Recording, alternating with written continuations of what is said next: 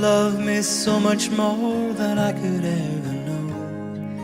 Your love is deeper than this world will ever show. And all of life's beauty shines around this moment now. The sky and the cliffs, they seem to change my life somehow. And I will never be the same, will never be the same. Whoa, whoa, whoa, I will never be the same, never be the same ever again. Well, here I am waiting, Lord, my life is just for you. Please unfold all the plans that you would have me do. And if all the world's just a breath and nothing's here to stay, then all of the love we feel will save us anyway. And I will never be the same, will never be the same.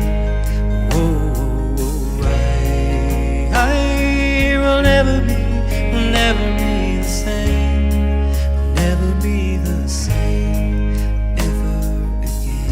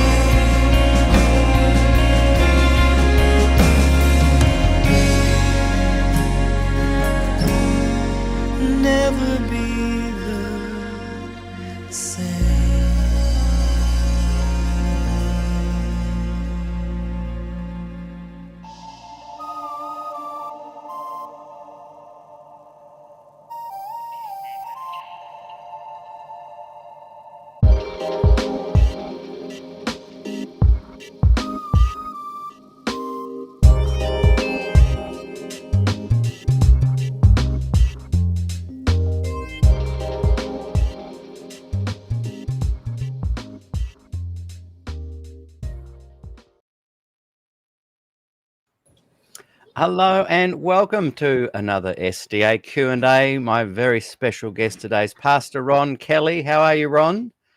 Doing great. Thanks for having me on. Great to have you here. I've been following your story for a while now, and particularly in the last couple of weeks, knowing that you were coming on the program, I've been watching a lot of your videos and interviews.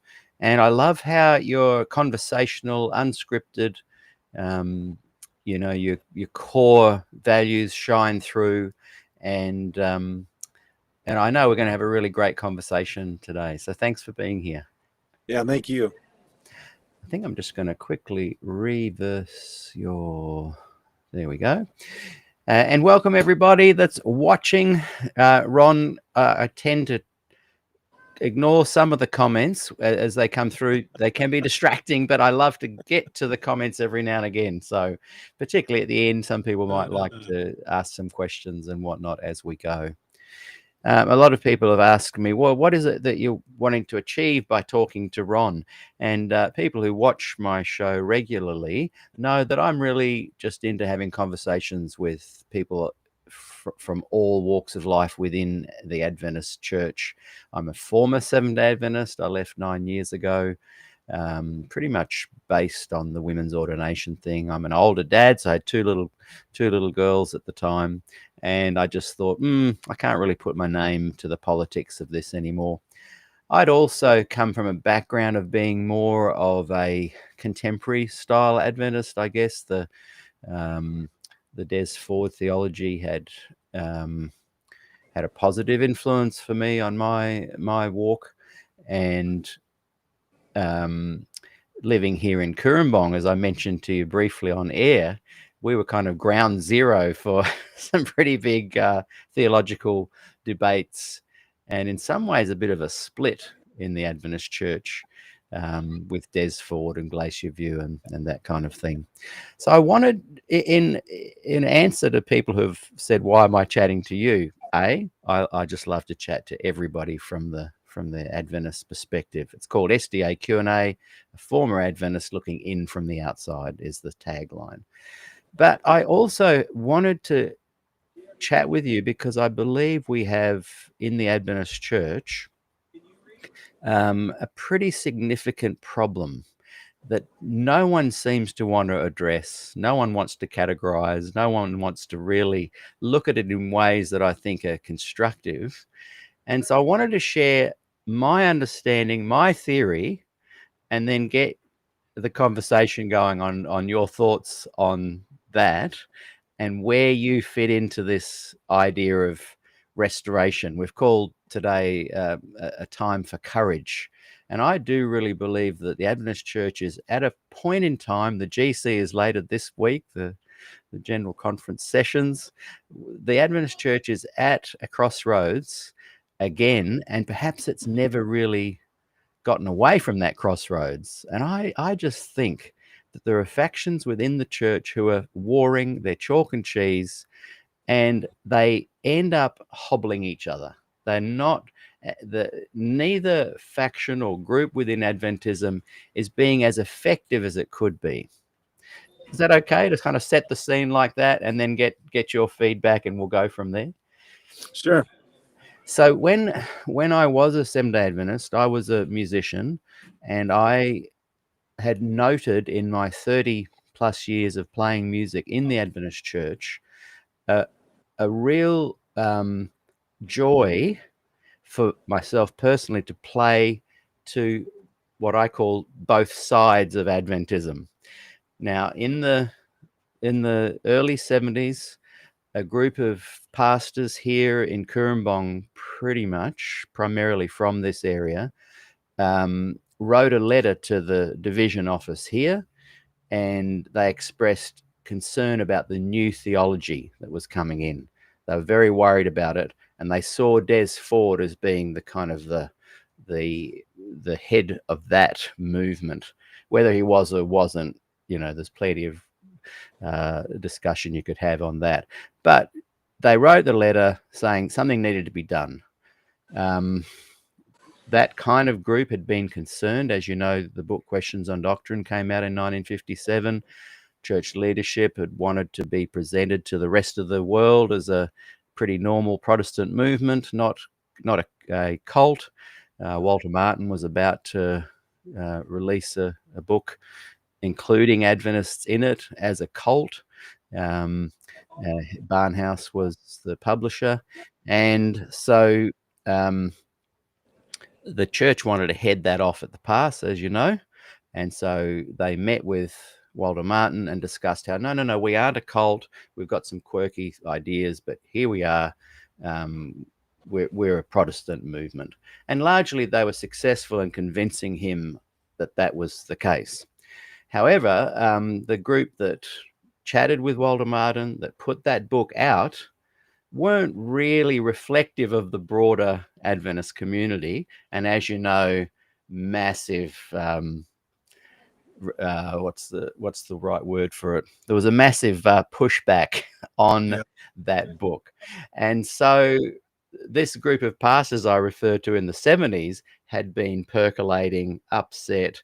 They'd been following M.L. Andreessen. A lot of the more traditional Adventists were really disturbed about how Adventism was re-portrayed in many ways in that book.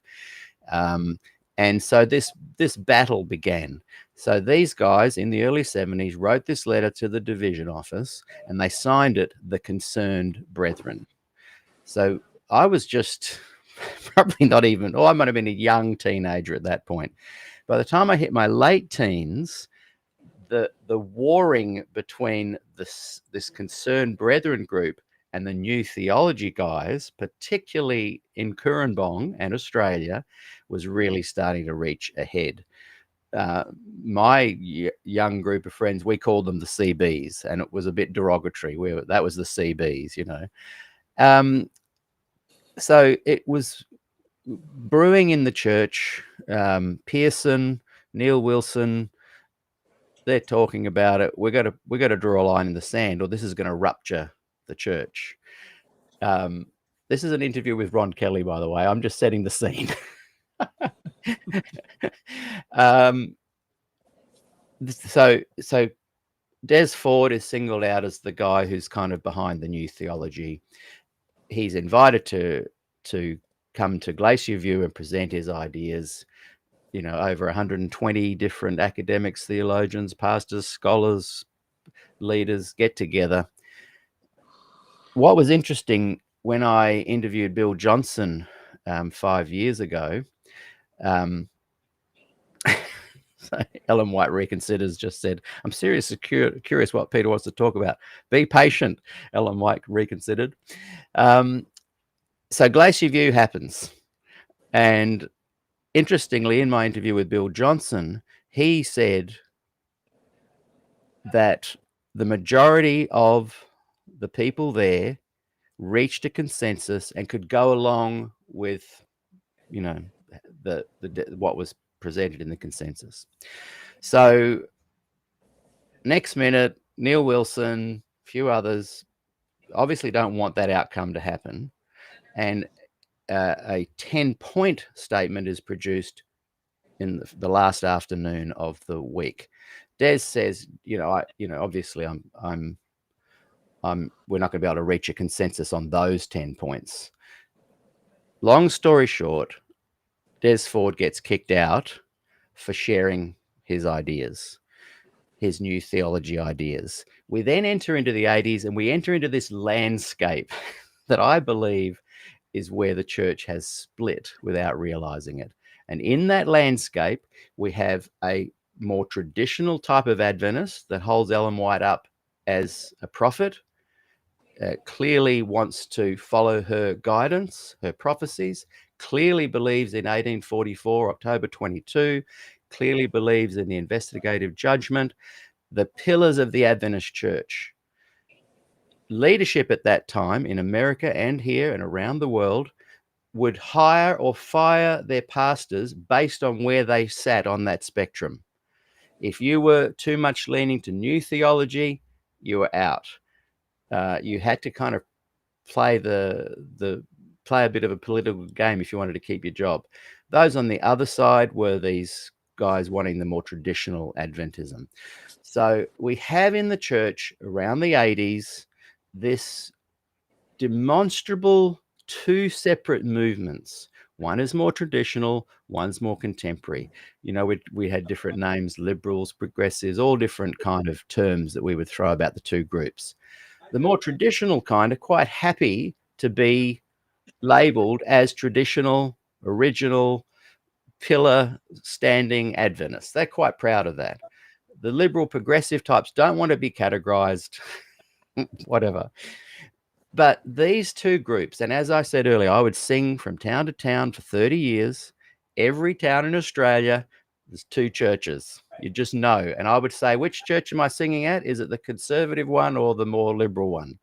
And I would then sing hymns and country music into the more conservative ones, the traditional Adventist groups.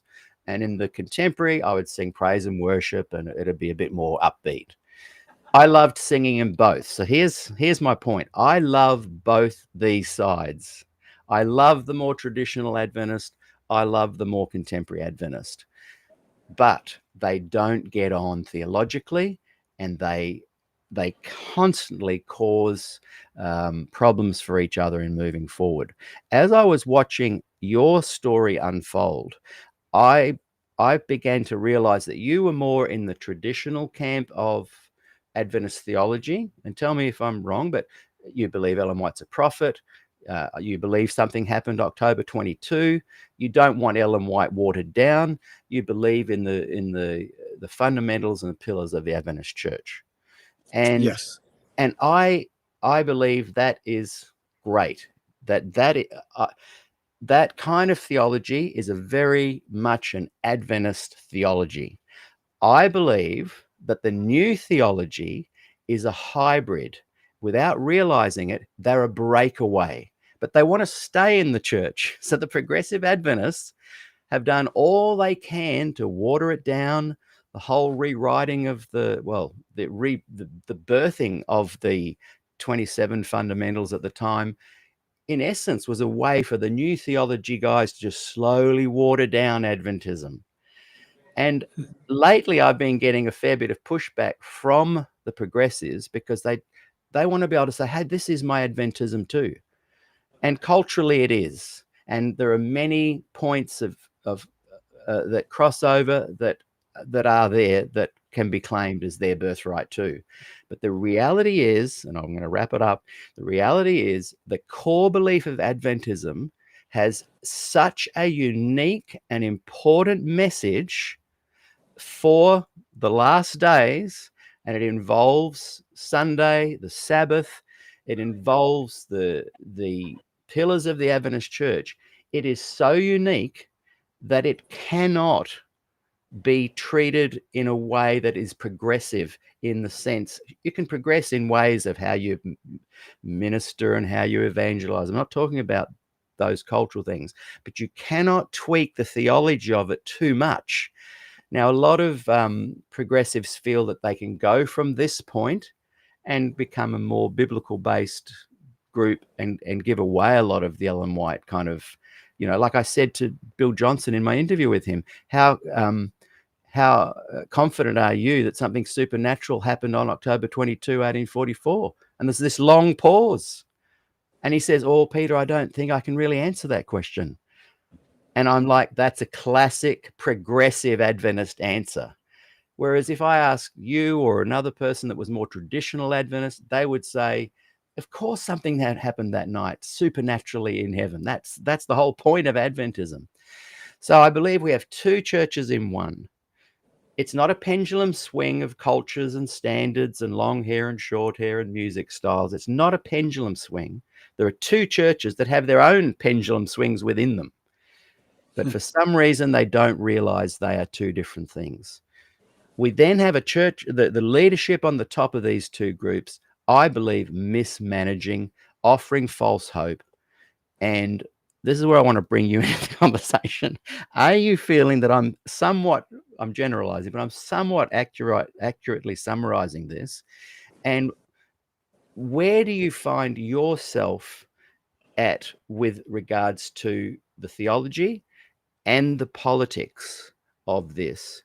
Would you agree that these leaders, I see Ted Wilson as a traditional Adventist, but I see him as a political player that is maneuvering in ways that doesn't fully allow the traditional Adventists to run the Adventism they believe is their birthright, and offers false hope or shuts down and suppresses the progressive Adventist in ways that diminish their ability to be effective as well. So we've got ineffective leadership, ineffective outcomes from the traditional, ineffective outcomes from the progressive, all because they're just not working in a cohesive manner.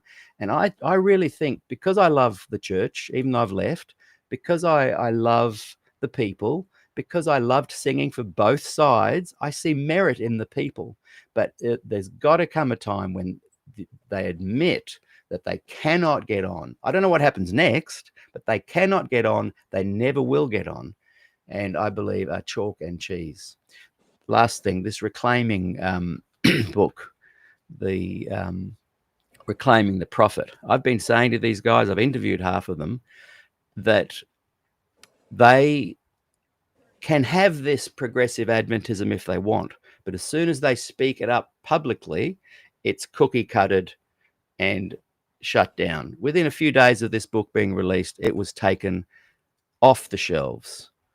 And I think for the traditional Adventist, it was good that it was. I think for the progressive Adventist, it's sad that it was. But the two can never work together, I believe. Okay. Ron, what are your thoughts on that whole spiel? I normally prattle on, but I don't normally give such a long spiel. But I believe this is such an important topic. Yeah, well, thanks for taking the time. It does set a good picture frame for how our time will progress in relationship to dialogue here. Number one, I am a very for labeling terms. I'm a very traditional Seventh-day Adventist. I wasn't raised as a Christian, and I met the living Christ in a classroom when I was 13 years old in the 7th grade, and I was introduced to the truths of this message. And, I think I hear, Peter, in some of your discussion, I value discussion. I think it's exceptionally important. There is a point in time in which, the Bible says, how can two walk together unless they be agreed? But I think that's probably an invitation to a fairly deep relational closeness, a relational intimacy that's, person to person. So there's a lot to talk about here. Let's jump in. I don't want to be too complex. I do have a doctoral degree. I don't want to be too academic. I don't want to be, I'm a rubber meets the road kind of person. I didn't want to be a pastor. There's a lot of things I've had to do I didn't want to do, but I felt a sense of duty to do them. And hopefully it was a duty born of love to God and love to people. And what I've found in the church is that the farther we get away from talking with each other and the less practical and personal our religion is, the less we can come together. And sometimes I think people separate through a lack of really hearing. Sometimes I think they separate because they genuinely do believe different things. I do think that Ellen White was she really wanted people to be connected directly to God, and she didn't want anybody squashing or interrupting that connection. And so while collectively as a family we have values, and those families are going to live out their values, you've kind of talked about traditional and progressive. There are theological and philosophical dynamics behind all of that. And my doctoral degree was actually a study in the theological roots of the church growth movement, which found its rootage in the 80s. And Adventism went along with it in a desire to be relevant. We thought that what Ellen White said about Christ's method alone meant that we would build bridges of relevancy by connecting with people on their natural appetites. And that's a little bit different than meeting people in their needs. And in effect, my view of what happened in the 80s to the Protestant church, my understanding of it is that we kind of abandoned a high sense of scripture and the theological dialogues, and we moved towards a pragmatism, which turned the church into a business and sold the gospel. But Paul said, I'm not peddling the gospel. So we've divided over issues of music, dress, entertainment, theology. And I'm kind of convinced that for where we are right now, with whatever 20 plus million people we have, that it's almost impossible to lead this church. And I think there's a shaking coming. Mm. And I think that purification of the church is going to allow it to get unified again. In the meantime, I do think we have to be respectful to each other. I don't want to demean somebody because I don't agree with their music or I feel it's worldly. And the last thing I want is a condemnatory, accusational temperament that denies the living Christ, who was loving and patient and kind to all people. Capturing all that and making it work is very hard. Mm. I was pastoring a sizable church before I was released. That church probably became what I think more principled while I was pastoring it. And some people left, a lot of people came. So I do think that probably some mistakes were made in the 1950s as we tried very hard to not be weird and unique. I do believe something special happened on October 2, 1844. And I do believe our theology is built around three phases of the atonement: sacrifice, mediation, and vindication. I'm quite comfortable with a wide range of discussions. And I'm not unwilling to take up a topic with a mature person that does have an interest in pursuing truth. I was a family life director for 10 years. I've had a great interest in developing healthy family systems. The devil's been warned to destroy every family. And in those family systems, you either have honest people or dishonest people. Honest people can grow. Dishonest people can't solve problems. And you test your spirit by getting into the discussion. So I think a lot of respect. I mean, I've had to deal with a lot of people on wide ranges, people that are anti-Trinitarian. That may sound like a pejorative or negative way to present that. I just sat through an interesting seminar at the Adventist Human Research Symposium at Andrews, and I could see how all the different continents and divisions feel about that subject matter. I'm not sure calling it anti-Trinitarian is the best term, but it works. So, nutshell, responding to a variety of things. And if you want to highlight a few specific things that you want to delve into deeper, I'm glad to do that. But I do think that for the challenge at hand, governing the world church is almost impossible. And so I try to be as generous with the efforts of everybody as possible. I don't want to abandon my convictions. I don't want the leaders to abandon theirs. We've gotten so big, it's hard to have a dialogue. And actually, when the general conference gets underway, we'll do a lot of nominating, and then we'll do a lot of church manual business and some policies. And it seems like we've kind of, I don't know if we've reached a threshold where we can't talk anymore or not. I've always premised on the fact that you have to have the crucial conversations. You might separate on the backside of them, but you ought to separate respectfully. So yes, that's I a little agree. bit of a general response to some of the things you said, and I'm going to let you kind of drive the conversation where you want to go. Well, I appreciate that because I feel like you're you're respecting my thoughts and not just throwing them out. In many ways, my generation, I'm old, but I'm not quite a boomer, and I'm not young enough to be the Gen X, I think, are the ones there. I'm in this little group that were greatly and adversely affected by the politics of these two sides, the new theology guys and the traditional guys. They were at war with each other. My generation was ignored. Over 200 Adventist pastors in Australia, around 200 in the States, all left post Glacier View in the early 80s because of this split. And I believe there are two Adventisms in one, generally speaking. Schley writes something that I wanted to address because I think this is really important. The SDA movement can only be unified in error, which is exactly how it started. Now, what my topic today is not about defining the new theology as right or wrong, not challenging their beliefs. my discussion today is not looking at the traditional Adventist beliefs and challenging them and getting into a discussion of whether they are right or wrong. My discussion is about how these two demonstrably theologically different groups cannot get on, though they seem to try in a way. My point is this: the Adventist teaching, let's have that up here as I use my little hand gestures, are more in line with the traditional original Adventist views.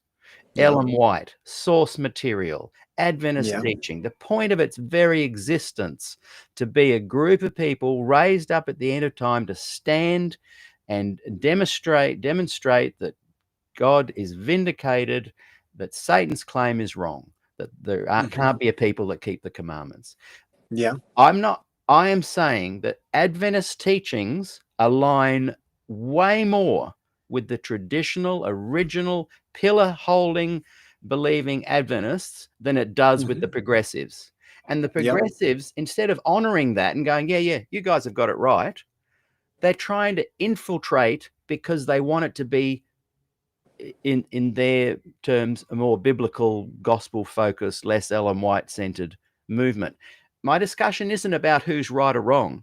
My point is that the traditional Adventists are way more accurate in their alignment with the actual teachings of Adventism than the progressives are. And the progressives go, well, that's not my Adventism. I believe this, this, and this. And Ellen White herself said she's only a messenger. And she says, look to the Bible first. And they come up with all these clever excuses. But the reality is, when they speak their Adventism publicly and produce books like the one we brought up earlier, they get shut down and they get marginalized and they get fired. And what I'm seeing happening now is a leadership that I thought was supporting you guys, the more traditional Adventists. I thought they were supporting you, pushing us. I was a progressive Adventist, pushing the new theology guys out. But now I'm seeing that they're also distorting your claims as well. And I guess that's the heart of what I want to talk about.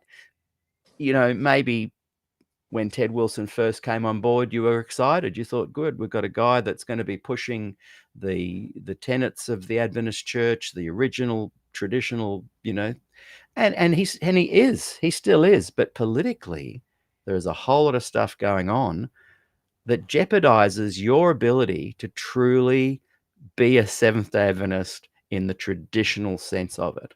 So what Schley said there, I'll bring it up again, that, you know, you can look at Adventism and you can say, well, let's say that the original Adventist teachings on the sanctuary are wrong. You can have that conversation, but that's not today's conversation. Today's conversation is not looking or defending either of those sides. It's simply pointing out that they don't get on. And I think that I would like the progressive Adventists to have a wake-up call and say, just leave these guys alone. This is their religion. They've already got enough problems with leadership as it is, without you guys coming in and writing books about reclaiming Ellen White. You never had her in the first place. You're just trying to water her down. I'm telling that to my guys, my progressives. Leave them alone. Wake up. You're a whole new thing. You're a hybrid movement. Well, I respect that. I think it's good. I mean, what I believe we're seeing in the church, and probably have seen in every generation in some measure, is that it's easy to argue about intellectual alignment, and it's a lot harder to live out principles that show respect. Yes. And you know, if you want to put me in a traditional role, you've for the terms of description, you've got that exactly right.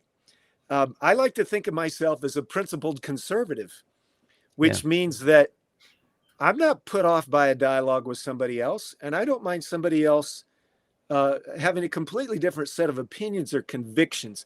But there is a dynamic of family about the church. I mean, it's not a corporation. It's not a business, even though it does business. And while it has a corporate legal status, these are some things required to exist in a world with a measure of organization. But the church is really groups of people. Can they live out the principled love of Christ, which involves a lot of hard things to do? And one of the things I've been saying recently, more often or not, is that it's not that Adventism has been tried and found a failure. It's that Adventism has been tried and found hard and abandoned. And I really believe that the victories that are to be won by churches are the personal victories that aggregate around the true principles of Christ. Read the book of Corinthians. It's pretty hard hitting. Read the book of Galatians. I mean, I had one New Testament theology professor say that most of the New Testament is about behavior modification. Well, of course, obviously, there's some great theological treatises on how we're saved and what God did. But there's an awful lot written about don't behave like that either. And, you know, I grew up in a unique, a good home mainly, but it wasn't an Adventist home. My mother had a lot of shoe leather common sense. I've tried to bring that to dealing with people. I believe Ellen White had a lot of that as well. And I believe the soundbite application of Ellen White works very poorly. But I do believe we're going to have to sit down and talk. And if we disagree, then let's make sure we did it in such a way that it's hard for the person listening to us to not go away and think about what we said. And so what I see right now is a breakdown of Christianity.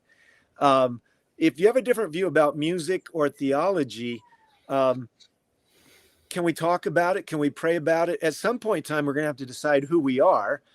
That's an ongoing work that you've referred to. Question on Doctrines was just another iteration of that. But, you know, right now, I think what happened with me is that the messaging coming out of the village church actually was challenging a bit of that traditional power base in regards to its principled application of what we thought we believed. And it seems we've stumbled in the dialogue moments. They haven't happened.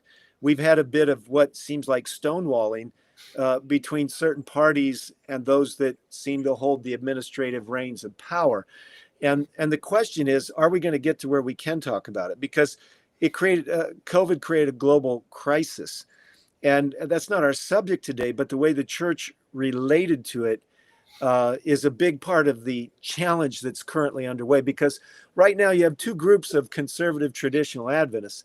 You've got a group that believes we're going to have to talk about this. And then you've got a group that kind of has this low level commitment to unity, which is let's not really disagree too much to divide. I wouldn't say there's two churches per se.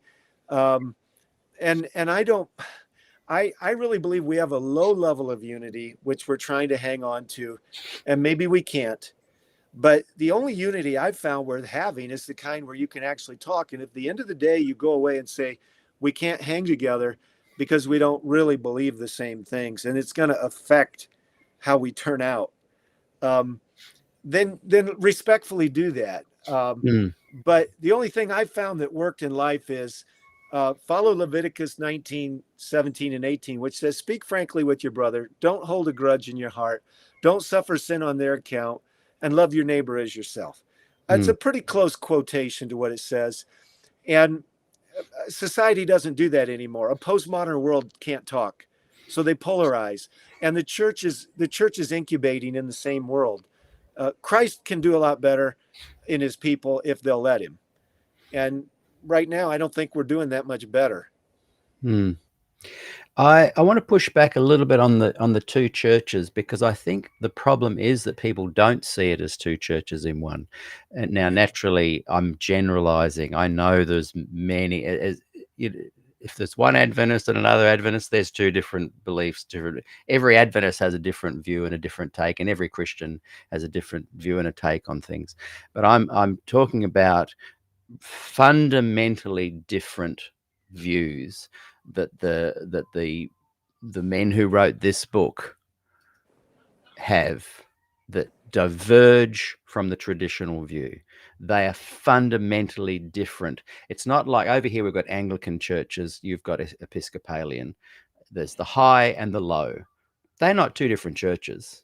They're just two different styles of worship, more fundamental, more traditional, more contemporary. They dialogue, they discuss, they talk about, hey, we don't really want the contemporary vibe in ours. No worries. So they have, there's a different Anglican church down the road that's more the type that's more contemporary. They're not two churches. My theory is that Adventism has two different belief systems, and they're not even quite aware of it. But every single one of these guys in my lifetime did more, and I love them. I love their way they write. I love the material they exposed for me. George Knight, Ron Numbers, Denny 14, Jonathan Butler, Larry Garrity. These guys produced material that made me question Ellen White so much that I eventually left. I said earlier I left because of the ordination and I had 2 kids, but it was deeper than that. I also did not agree with the traditional theology because of the material they released. They confronted me so effectively with how I saw Ellen White and her role, and reshaped and took me out of the traditional Adventist view that I might have had as a young boy into this more progressive view, to the point where I realized they could not blend. I could no longer blend my new theology with traditional Adventist theology. I'm not criticizing either group. I'm just trying to point out that they are so fundamentally different that they aren't a high and low church that need to negotiate principles and standards. They are uniquely different at their theological basis. For example, the way they see the nature of Christ is fundamentally different to how the traditional Adventist and Ellen White taught it and saw it. And that's how they then say Christ was the perfect sacrifice at the cross and the atonement was complete. Whereas the traditional Adventists can say Christ showed us that we can keep the commandments and offered us an example of how to follow that. And therefore the atonement is a process that carries through. I'm not going to even, to be honest, I don't even agree with either of those stances. I'm sitting back going, you guys have got 2 different theologies and you're trying to meld. You never will, because you are 2 different, you are oil and water. So my theory is that people like yourself, and this is where I really respect you, are standing firm in your traditional Adventism. And I respect that, not because I believe it or don't believe it, but because I believe it is more aligned with the Adventist teachings. You are more aligned with the teachings of Ellen White, the fundamental source teachings of the Adventist Church. And I respect that you are holding on to that because you are demonstrating a loyalty and a knowledge of your belief system. These other guys who I have respected, continue to respect, challenged that belief and then claimed that it was really theirs as well. It is not. It is 2 separate things. I would love, and I'm not saying this in any way as some kind of flattery, but I would love to see in the Adventist Church someone like yourself being the Ted Wilson, being the leader, because I believe you will treat the more progressives with a sense of respect. You will even perhaps allow them to be in the church, but you will help define that they are separate. Stop your warring, and you will guide without crazy mismanagement of political effectiveness and resources at your hand. You won't mismanage that.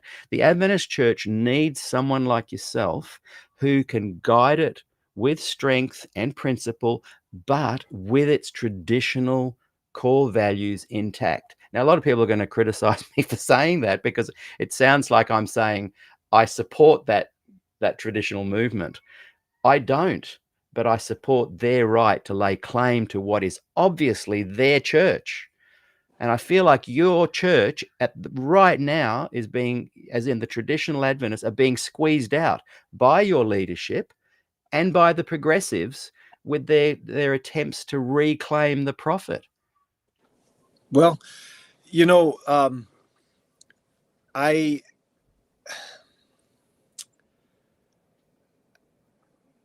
I decided when I became a pastor, I didn't want to be one. But I decided if I was going to do it, I was going to live it out. I wasn't going to be an actor. I wasn't going to be a two-bit psychologist. I wasn't a life coach. I was going to try to fulfill a kind but principled application of what I believe the Bible teaches. Mm. And one of the things I love about Ellen White is that when the church got to warring in her day on the daily and on the law in the book of Galatians, she called those minor matters. Now, I'm not sure how the daily, coming right out of the middle of Daniel, and the law in the book of Galatians, which was a decades long and still discussed concept, become minor matters. But I do believe they become minor matters, I believe, when people quit showing love and respect to each other, and they absorb all of our time to where we're not actually finding the people that are broken. They're broken mentally, they're broken relationally, they're broken physically.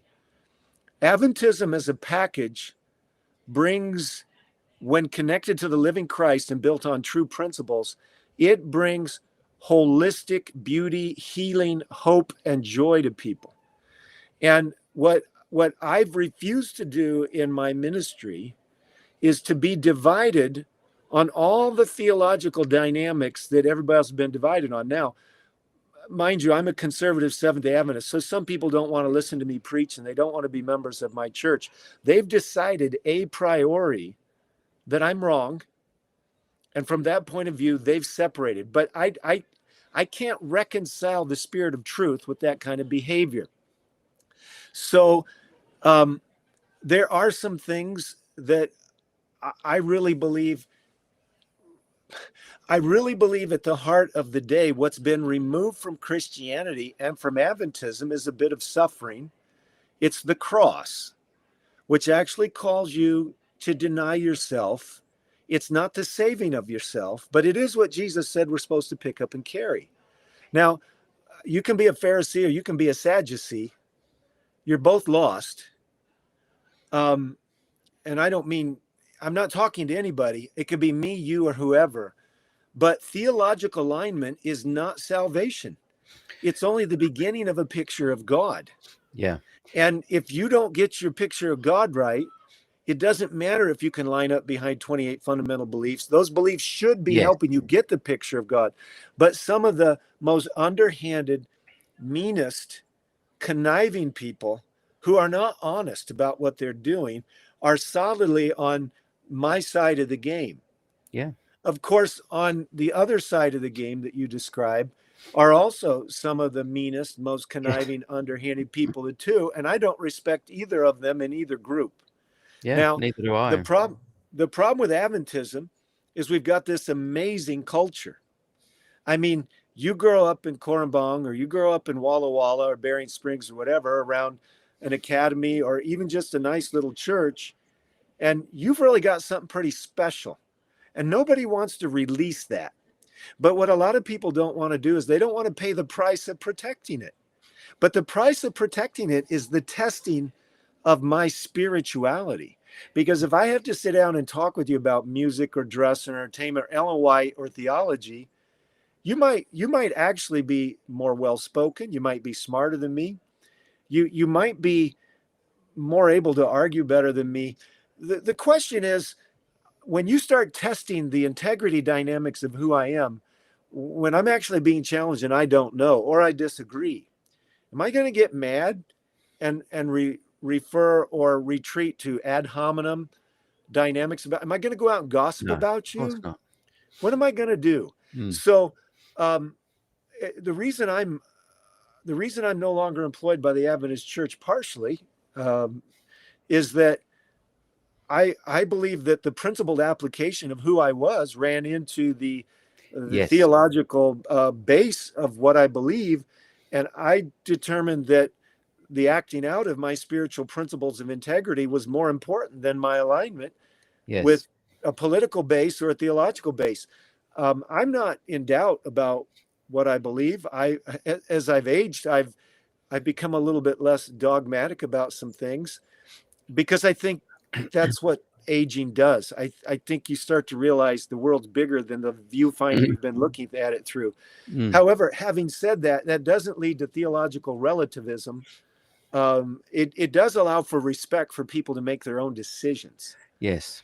And at the heart of the whole COVID debacle was the absence of people being able to make their own decisions, and it getting more complicated because we now had a statement that said it wasn't this and it wasn't that. And that's just a non-starter for me. We are a discussing people. And if in the end somebody's lost, it's not going to be because, in my opinion, if somebody's lost in the end, they're going to be people that never heard of God, never heard of the Sabbath, never heard of the Bible, that are saved. So obviously the evaluation basis for those people is going to be on some measure of integrity to what they understood. That's Romans 1. But there's going to be a lot of Adventists lost because they've got superficial belief systems that they think substitute for the development of the inner person and the integrity of who they are. I mean, the purification of my life is really our message. We still believe in sanctification. And instead of making litmus tests for people, we're going to have to be patient, not so patient that we can't talk and that we just roll over and say, I accept this, I accept that. All right, I've gone for a little bit. You probably got several things to say. No, I'm loving this because we're dealing with a complex situation, and there's two things you said there. One about protecting your belief system, and that's essentially why you lost your job. We're going to talk a bit more about that later, but you are standing firm to the principles and your beliefs. You also talk about integrity, and that demonstrates integrity. You're also able to go, in my beliefs and the church I ran, or the kind of church I'm going to run again, which I'm sure you're going to be involved with in someday soon. You will lead that with pastoral care. You will balance theological discussions. You will stand firm on certain beliefs. My point is that let's use you and Des Ford as an example. Several years apart, 45 years ago, we had Glacier View. Right now, we've got another similar thing brewing, and you're in the mix of that. I view Des Ford, and I've met him many times. I've interviewed him. I've booked him to do, before he passed, a couple of talks for me down here. I know Gillian. I view Des and you as men of integrity. I view you as principled men. I view you as humans that would be open to discussing theologically, disagree, agree. I view both of you as people, humans who have stood your ground for principles. So I'm trying to show, though, that the theology that you represent and stand for and want to protect is in direct alignment with Ellen White's teachings and source material of the Adventist Church. And if allowed to blossom and be set free without the politics and the progressives, it would be a way more effective movement. Des Ford, integrity, principled, all of these things. He would have disagreed with me on this, but that's why it's a poor analogy. But he, as you follow his belief system and set of beliefs, it does not align with traditional Adventist teachings. Now, he said you can incorporate Ellen. He said you can do all these different things to make it work and have a fair dinkum Seventh-day Adventism that's progressive and Bible-based, but it is not the same Adventism that you're talking about. So what I'm trying to do is say, Ron Kelly, Desmond Ford, both have integrity, both wanted to protect their beliefs, both stood up for their beliefs. Yours, when you look at those beliefs, they connect with a thread that goes to Ellen White, that goes to the traditional teachings of the church and the special last days message of the investigative judgment. Des's don't. They both, I believe, effective. honorable, virtuous belief systems, but they do not go together. So you can have discussions about theology, and you can have discussions about principles and music styles and all these things. That has nothing to do with what I'm talking about. I'm talking about two distinctive movements within this broader Adventist body that are chalk and cheese. I've come back to that word, water and oil and water. I'm really trying to kind of drill this point home, because I really believe, as someone with the impact you're about to have on the Seventh-day Adventist Church, the footprint that's going to be left with whatever happens next, I think it's important for people to acknowledge that it is aligned with traditional Adventist teachings and could have a very powerful effect. And so could the progressive guys, all those guys I brought up wrote that book, Reclaiming Ellen. They could have a very effective ministry and version of Adventism too. But it's not about all of you guys getting together and just working out some kind of way to make it work, because it's not working. And because it's not working, the youth are leaving in droves. 40 to 60%. I've read statistics at both ends of that, of the Adventist church youth are leaving because they don't get all this fighting. And then there's the cultural Adventists that go, hey, we just want to have happy Sabbath and haystacks and a nice potluck. Yeah, fine, go and do it. And then there's the leadership that's not standing up and saying, we support both you guys. They're not, it's like they're leading, it's like they're ignorant to their own, what they're doing. They're just into the fun and games of politics. I know it's to those who listen to this conversation and think I'm rabbiting on about something that's not true. I've done over 400 interviews. I was born and bred in Kurumbong. I lived through the fallout of the CBs and the Fordites, the hundreds and hundreds of ministers and families affected by it. And for 45 years, that narrative and dialogue has continued to play out. And I think it's time for people to really call it for what it is. The virtuous Des Ford group protecting their beliefs, the virtuous Ron Kelly group protecting their church and beliefs, yes, have common ground. But these are two distinctive theologies. And I don't mean theology in the sense of whether it's trivial to discuss or not. I'm talking core theology, super important to how you raise kids. Very, very different. Yeah, I don't disagree with that. It is very different. It has a practical outcome. I have people that when I was pastoring at Village, they would press me for the platform Village had for certain theological dialogues. And, I'm just a person, but I was tasked with a certain responsibility. And there were some dialogues that I didn't want to bring them to the front. And as I'm listening to you, Peter, there's almost a question that comes to my mind. And the question is this, is it possible that sometimes we're reacting to something that isn't even worthy of a reaction? I want to put it like this. If I'm in a healthy family system, a healthy church system, and I have a belief that manifests itself in a certain practice, the test of my person is the ability either to enter into dialogue with someone. At the end of the day, if the larger part of that congregation doesn't believe something, I now have an integrity dynamic, and that is either I keep talking about it in respect, or I come to a point in time when I stop talking about it and I consider it that maybe I'm wrong, maybe the time hasn't come yet. I could completely change my mind.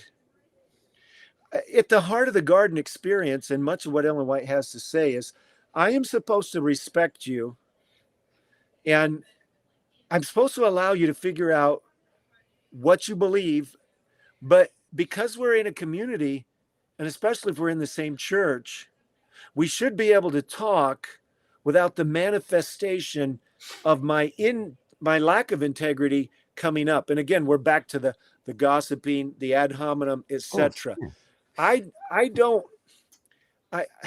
Theology is important. Its discussion is a test.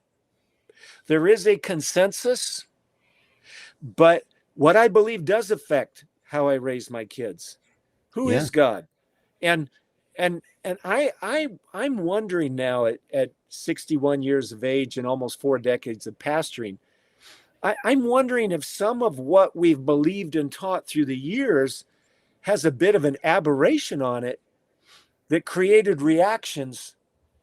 And when I look at what I mean, the whole topic of the nature of Christ, does any one person or one group of people think they've got that nailed down? And what I find is whether it's the Godhead or the nature of Christ, and we could keep going, Adventists are a restless people. And if they're not involved in reaching the lost, which is the most fulfilling and natural expression of God's love and transformational event, they find themselves obsessing over their perfectionism or lack thereof. And all the while, I think some of the theological reactions that come out are manifestations of an absence of the church actually holding itself accountable to fulfill its mission.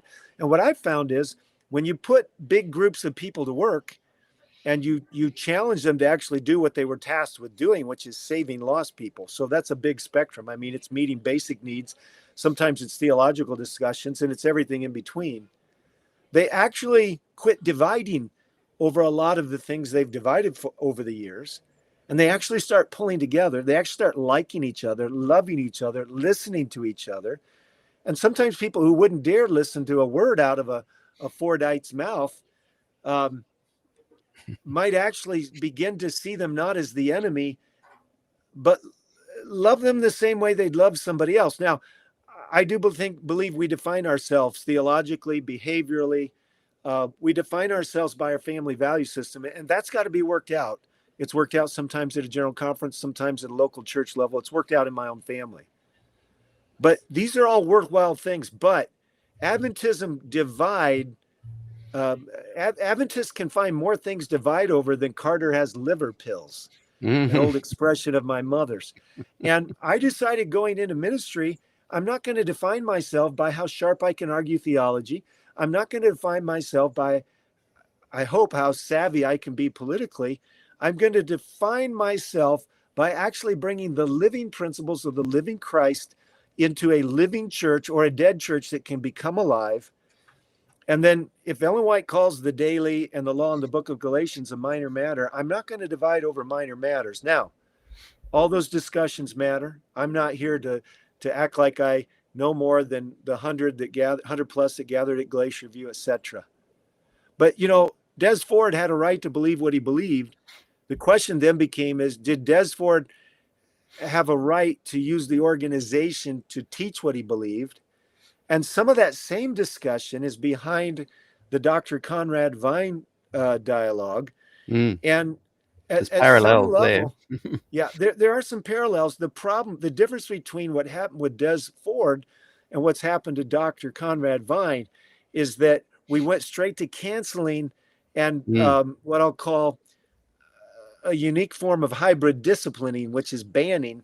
And we never got to the dialogue stage. And the reason I don't think we did is that the dialogue stage was going to unearth some things that a lot of us weren't proud about, which is what is the cultural influence of the NGO alignment with the United Nations, and what is the cultural influence on our and political influence on U.S. aid money to ADRA, and how did that affect us messaging on all kinds of things that didn't go through proper dialogue and debate, and so we're in a really unique position because it seems we can't even talk now. When there was Glacier View, there were discussions, but I don't know what this situation over our statement on vaccines not being a religious liberty dynamic. I don't know what that's going to be called. Okay. But I can tell you this, when you quit talking, you're heading into darkness. I'm not right on everything, but I try to believe I'm right on everything until I want to be right. I don't want Yeah. to be wrong, because truth Especially sets you on these free. important things. Yeah. But a dialogue, whether it's with you, Peter, or my worst enemy, has at least some validity.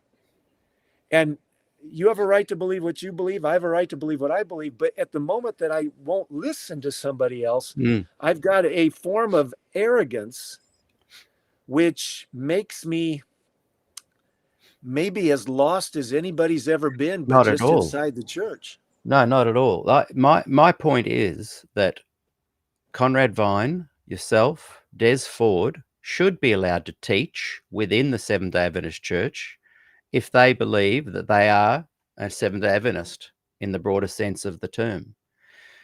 Again, my point is that both Des Ford and Conrad Vine, and you to a large degree, have been shunned, cancelled, big attempts to shut you down by leadership. It's almost as if leadership has got something to hide. We don't want Des Ford theology in here because what are we hiding? We don't want Conrad and Ron in here because what are we hiding? They're successful at doing that. And that is a component of this conversation that I really do want to come to. But I believe that I think that yourself and the progressives have a sunnier view of how you can both get along, and if you just dialogue, it's going to be okay. I believe that deep down, the Standish brothers, the Concerned Brethren, the traditional Adventists are threatened by Des Ford theology entering into the Adventist church, and it is entered. It is firmly entrenched. It has the Des Ford guys influenced the very 27 fundamentals. The making of them were written before Glacier View, as you know. I'm 90% sure. Just go and watch the recent Larry Geraghty interview with him and what's those young fellas from their podcast, Seeking the Sort, or Seeking Those Who Sought, whatever. He almost outlines how they were able to just bring in the new theology into the 27 fundamentals. My point is that, honestly speaking, the traditional conservative Adventist sees the Des Ford theology as poison. And I'm kind of saying it is, not in the negative Des Ford's poisonous, in the way that oil and water don't mix. I'm not saying that the oil is evil or the water is evil. I'm saying they don't mix. And for some weird reason, both sides, when challenged and confronted with this, behind the scenes, they're more than happy to shred each other. But when confronted, it's, oh no, we can work it out. We can become, and when we focus on Jesus and when we focus on the tenets of the Bible and the gospel and community and bringing people together, we can find this common ground. I'm just suggesting, after 400 interviews over 5 years, and just seeing this unfold as an observer now, I have walked away from both. That's the irony of this conversation. I am not supporting either of those belief systems. I'm not defending them, fighting, pushing them. I've found my own common ground in my own community that's not organized.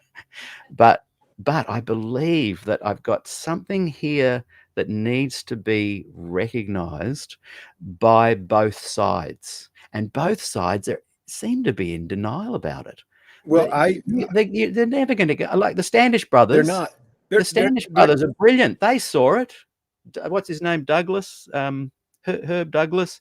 They saw it. They spoke into it.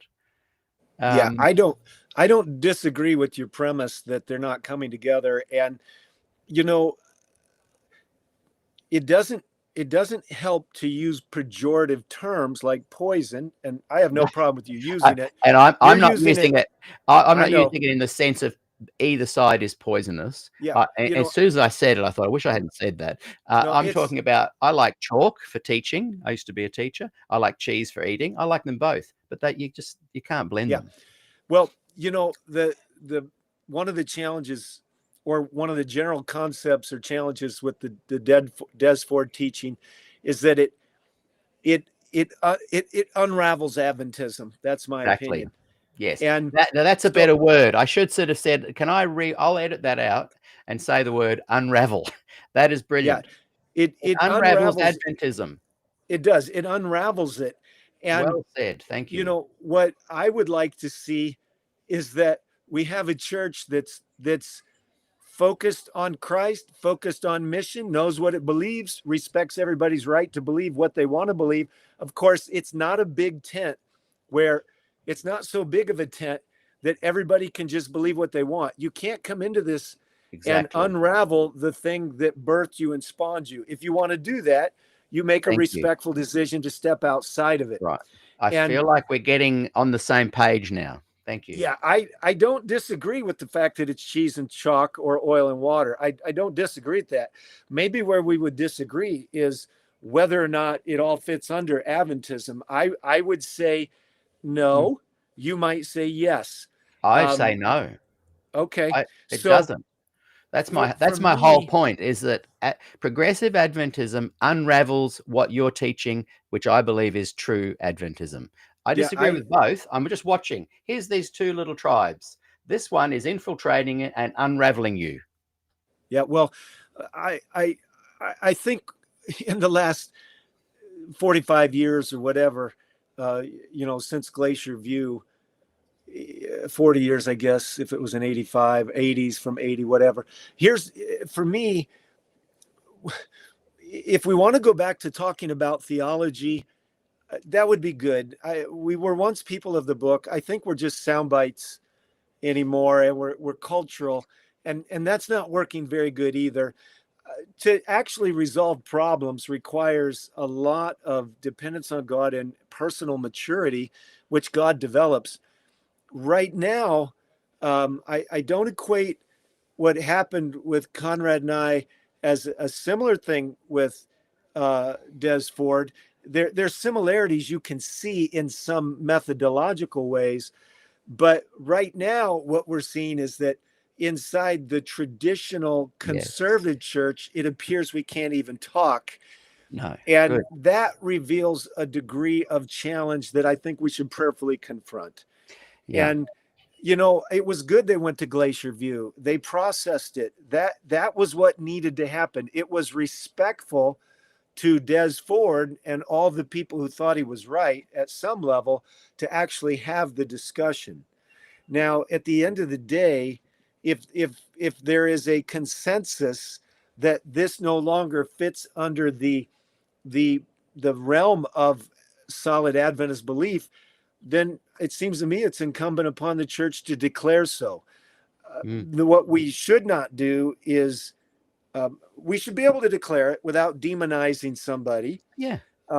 Because at the end of the day, even our theological adversaries should see the nobility of Christ in how we relate to them. Now, defending the truth, this is the call of Jude. This is, I believe, the call of Paul and many others to stand up for truth. Truth matters. Jesus said it sets you free. Of course, error can bind you and darken you. And so I don't think they can be combined. I believe the center, the divisional center between progressives and traditional Adventists, one of the divisional centers is the degree to which I'm willing to bear the inconveniences of being a minority, suffering a bit as I grow, suffering as I grow with others, the cross. And I believe at the end of the day, Protestantism abandoned the cross and offered people what they wanted. Postmodernism gave them a liberal philosophical framework around which to do it. But in the end, we're going to be judged by God. He's going to know every thought that was sent to us from heaven and every thought that was sent as a temptation from hell. He's the only one that can judge, but he's going to know. And so, for me, I'm going to stand and face him. So at the end of the day, if I have hate or bitterness towards somebody, if I'm proud, an interaction with you or anybody else is a bit of a polishing of my life, a testing of my profession. And I think we've stumbled right now as Adventists. We just don't go to banning. That's not Protestant, and it's not biblical, and it's not Yes. countenanced in the writings of Ellen White. And Ellen White is one of the most preeminent authors to state that no human being can tell another human being what to think and what to do. And while we may define our family bounds with some boundaries, that's good. At the end of the day, there is a declaration of what we do and don't believe. But if there's one thing Ellen White did in the last 20 years of her ministry, is she pushed back on abuse of power and kingly authority. And Big time. she always tried to direct the person to pray and go straight to God. And what I found is some of the people I disagree with the most, if I listen to them, there's something I needed to hear. And hopefully if they listen to me, there's something that they needed to hear. Yeah. I'm on a journey. It's not just a new age, whatever I want to believe journey. I will be held responsible for the stewardship of my mind, my body, my influence. I mean, real Christianity touches everything, and it doesn't let you off the hook. If I'm disrespectful or impatient with a child or my wife or a church member, Cause and the effect. Holy Spirit's there. And that same Holy Spirit says, look, you made a mistake, or it says, look, stand your ground until you can see that you made a mistake. And it teaches me to be humble, be nice to everybody, rich, poor, well-heeled, not healed, well-educated, not educated.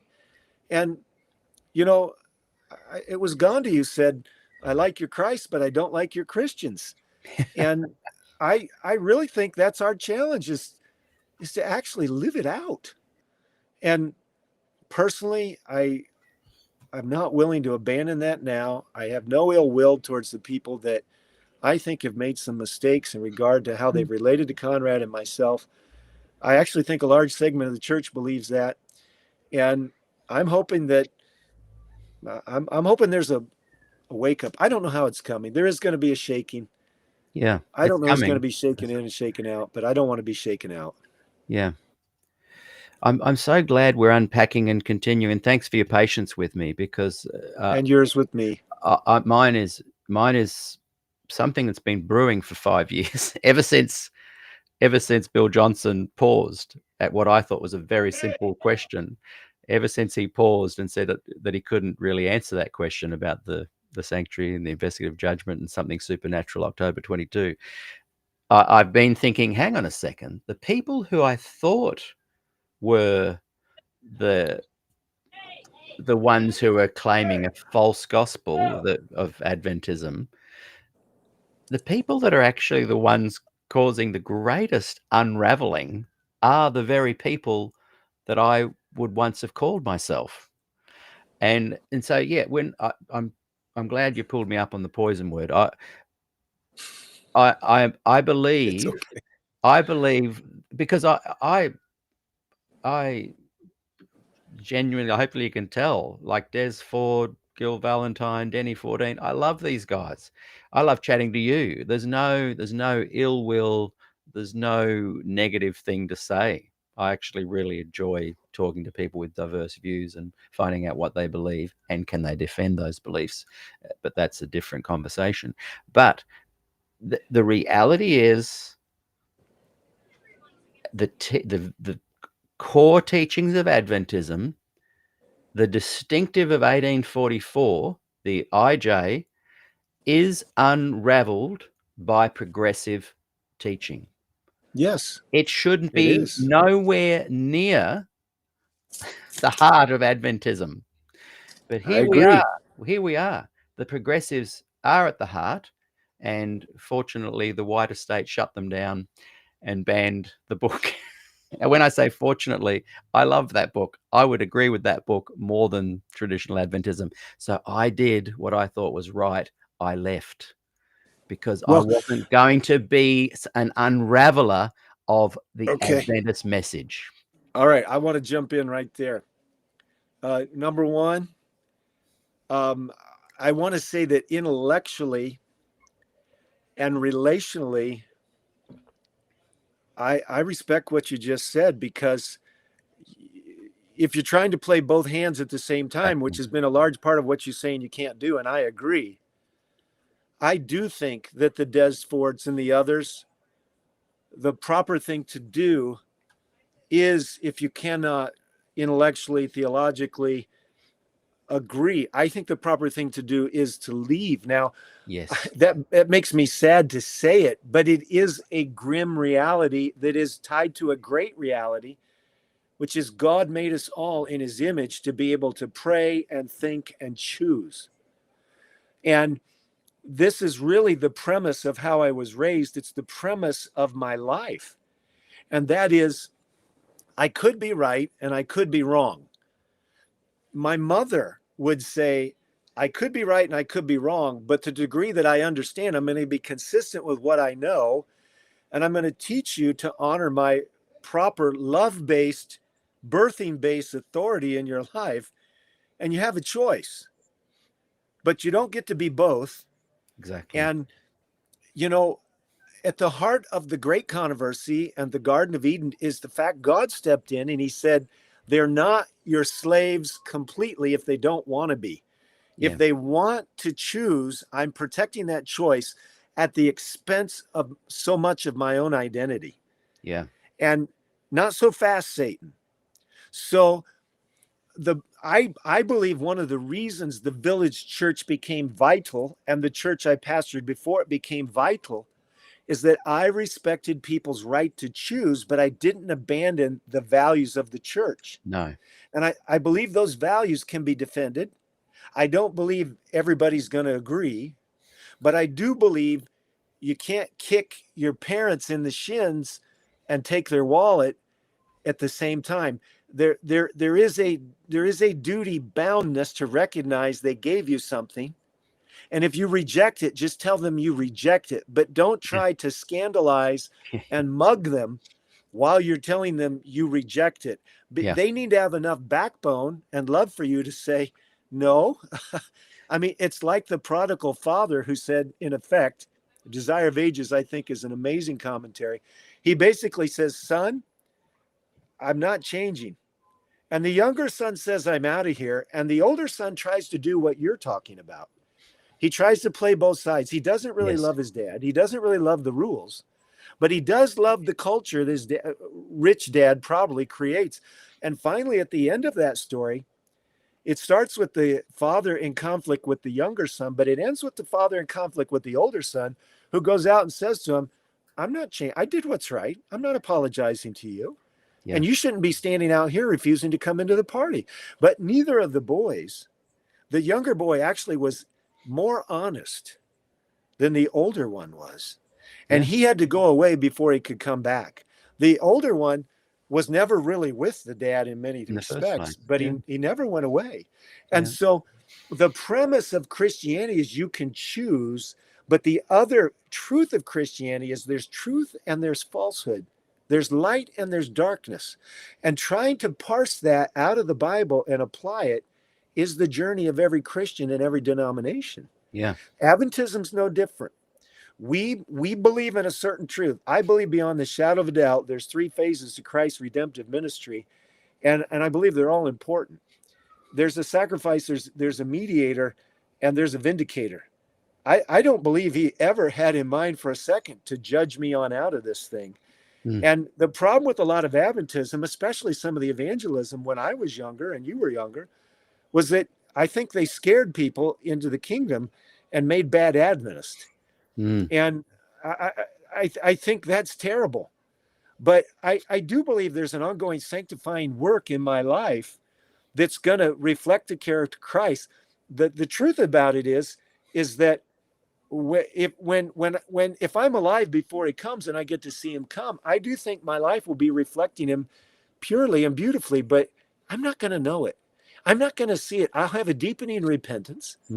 And I just believe this self-focus is the undoing of all things, whether it's self-focused by going into the world and living the good life and wanting to baptize it with Christianity or baptize it with Adventism, which you can't do, or going deep into religion and continuing to focus on yourself and proving you're a good person to yourself and everybody else. I don't see that as Adventist Christianity either. And so I'd like to get past the dynamics that divide us. And I don't think we're going to be able to talk our way through all of them. There's going to be some separating along the way. It may be that some separate for a while and come back. I don't know. But your theology does determine your behavior. And what I've found is there's a lot of people out there with immature understandings of Ellen White, immature understandings of God, immature understandings of our belief system.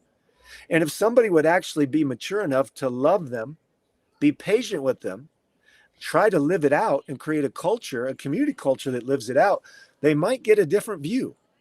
And then we don't have to be dividing over the festivals or the Godhead or all kinds of other things. But at the root of it, I want to say this before I yield the floor again.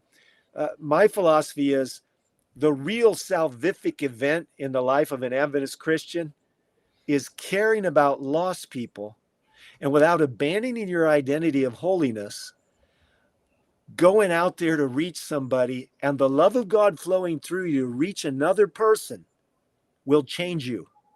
And you won't treat your wife the same way or your kids, and you won't treat your church members. You'll become like God. And the Gospels show a Jesus who was the most controversial. He looked like the most liberal person in the world sometimes, and he looked like the most radically conservative. But what parsed out his actions was the application of love inside some boundary markers of the Bible. Of course, he was its author. So here we are. We're stuck. We've got a lot of worldly Adventism, whether it's conservative or liberal. And we have some people who want to stay being Adventists and have their haystacks, but they don't believe Adventism anymore. And we have universities that don't teach it. We have institutions taking us backwards with our young people, when if we could teach them a loving, Christ-centered, mission-minded Adventism, which is the only kind there is, they could actually give their lives to it. And, you know, in my last year there at Village, I think we had 8 young adults that abandoned their career paths, their educational paths for a year to come give their life to serving Christ. They believed something was going on at Village that was worth giving their life to. And I think they were right. So the real thing works, and the unreal thing doesn't work no matter how you package it.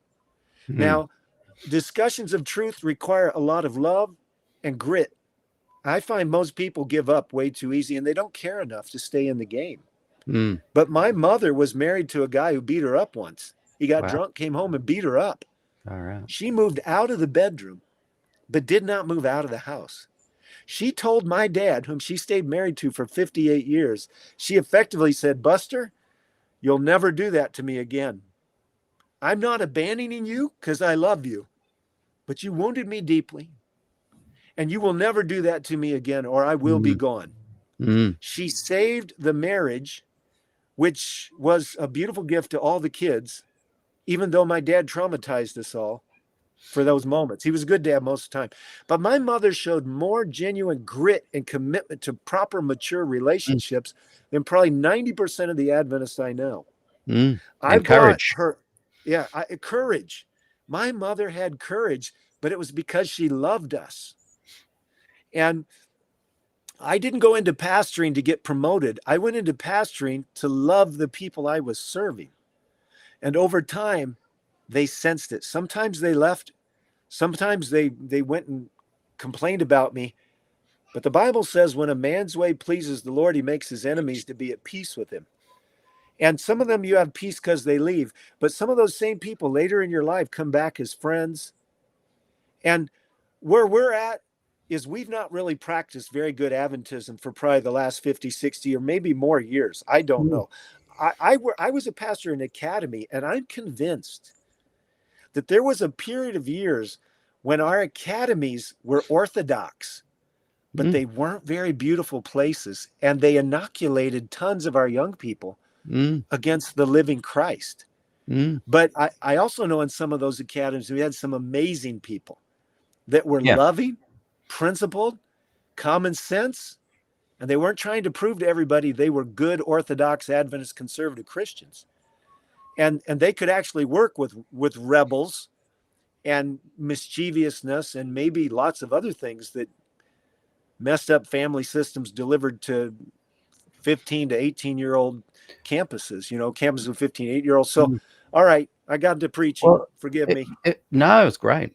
And it's not necessarily just because of not having a Christ-centered institution. It's because young people see the incongruency of how their elders treat each other. That's right. And my theory, possibly different to yours, is that I have seen progressive Seventh-day Adventist churches run beautifully, Christ-centered, focused, well and truly watered down Ellen White. I've seen them work.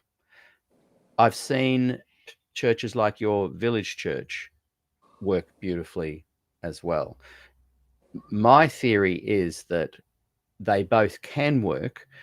Adventism in its core, with its unique message, would not want to be watering down Ellen White. That's a Right. different thing. I don't want to get into that today. Right. But so I've used examples a lot with music, and Rick has just done a beautiful one that I'll bring on the screen. But I was in a group that because in the Adventist church, if you're playing for conservative people here in Australia, they want their music not rocking. And so I would play music for them. When I would be invited to a conservative Adventist church, I'd be hymns and country music if we did a social, Saturday night social. Ding, ding, ding, ding, ding, ding. Oh, just fun country music. And one night, and I was allowed to have a drummer. They'd even come and say, we can't just hear the drummer play. And anyway, that particular night, I had to get a different drummer to fill in because my normal drummer couldn't play. Now, this guy was a heavy metal drummer, and I said, mate, it's a religious Seventh-day Adventist church, sacred. Oh yeah, I'm an Adventist, he said, but he was a real, kind of very fringe Adventist. And this is a true story. We start playing these old country hymns. He comes in, double kick drum beating toms. A lady in the back who'd been just swinging on a chair fell backwards in a chair. And I had to tell the guy after that his drumming didn't fit the band and our mission that we were presenting there. What I'm saying to progressive Adventists is that your Adventism unravels that band. Go and have your great band playing heavy metal to your heart's content. Enjoy. I don't care that he played heavy metal. I didn't even see it as a bad thing, but it doesn't gel with the Adventist message. So, right. So Rick put a good one, and Rick's heard me do lots of music examples, and so he's brought a really refreshingly new one. Thanks, Rick. You can't play football with a hockey stick, goes on to talk about, like I said, loving Jesus and believing him isn't enough for today's Adventism. But I the agree. point is there that I believe the Adventism that you're playing is football, and it's got a history, and it's got rules and outlines that make the game effective. As soon as you bring the progressive liberals in with their hockey sticks, it's like it's just changed the game. Now, what to do next?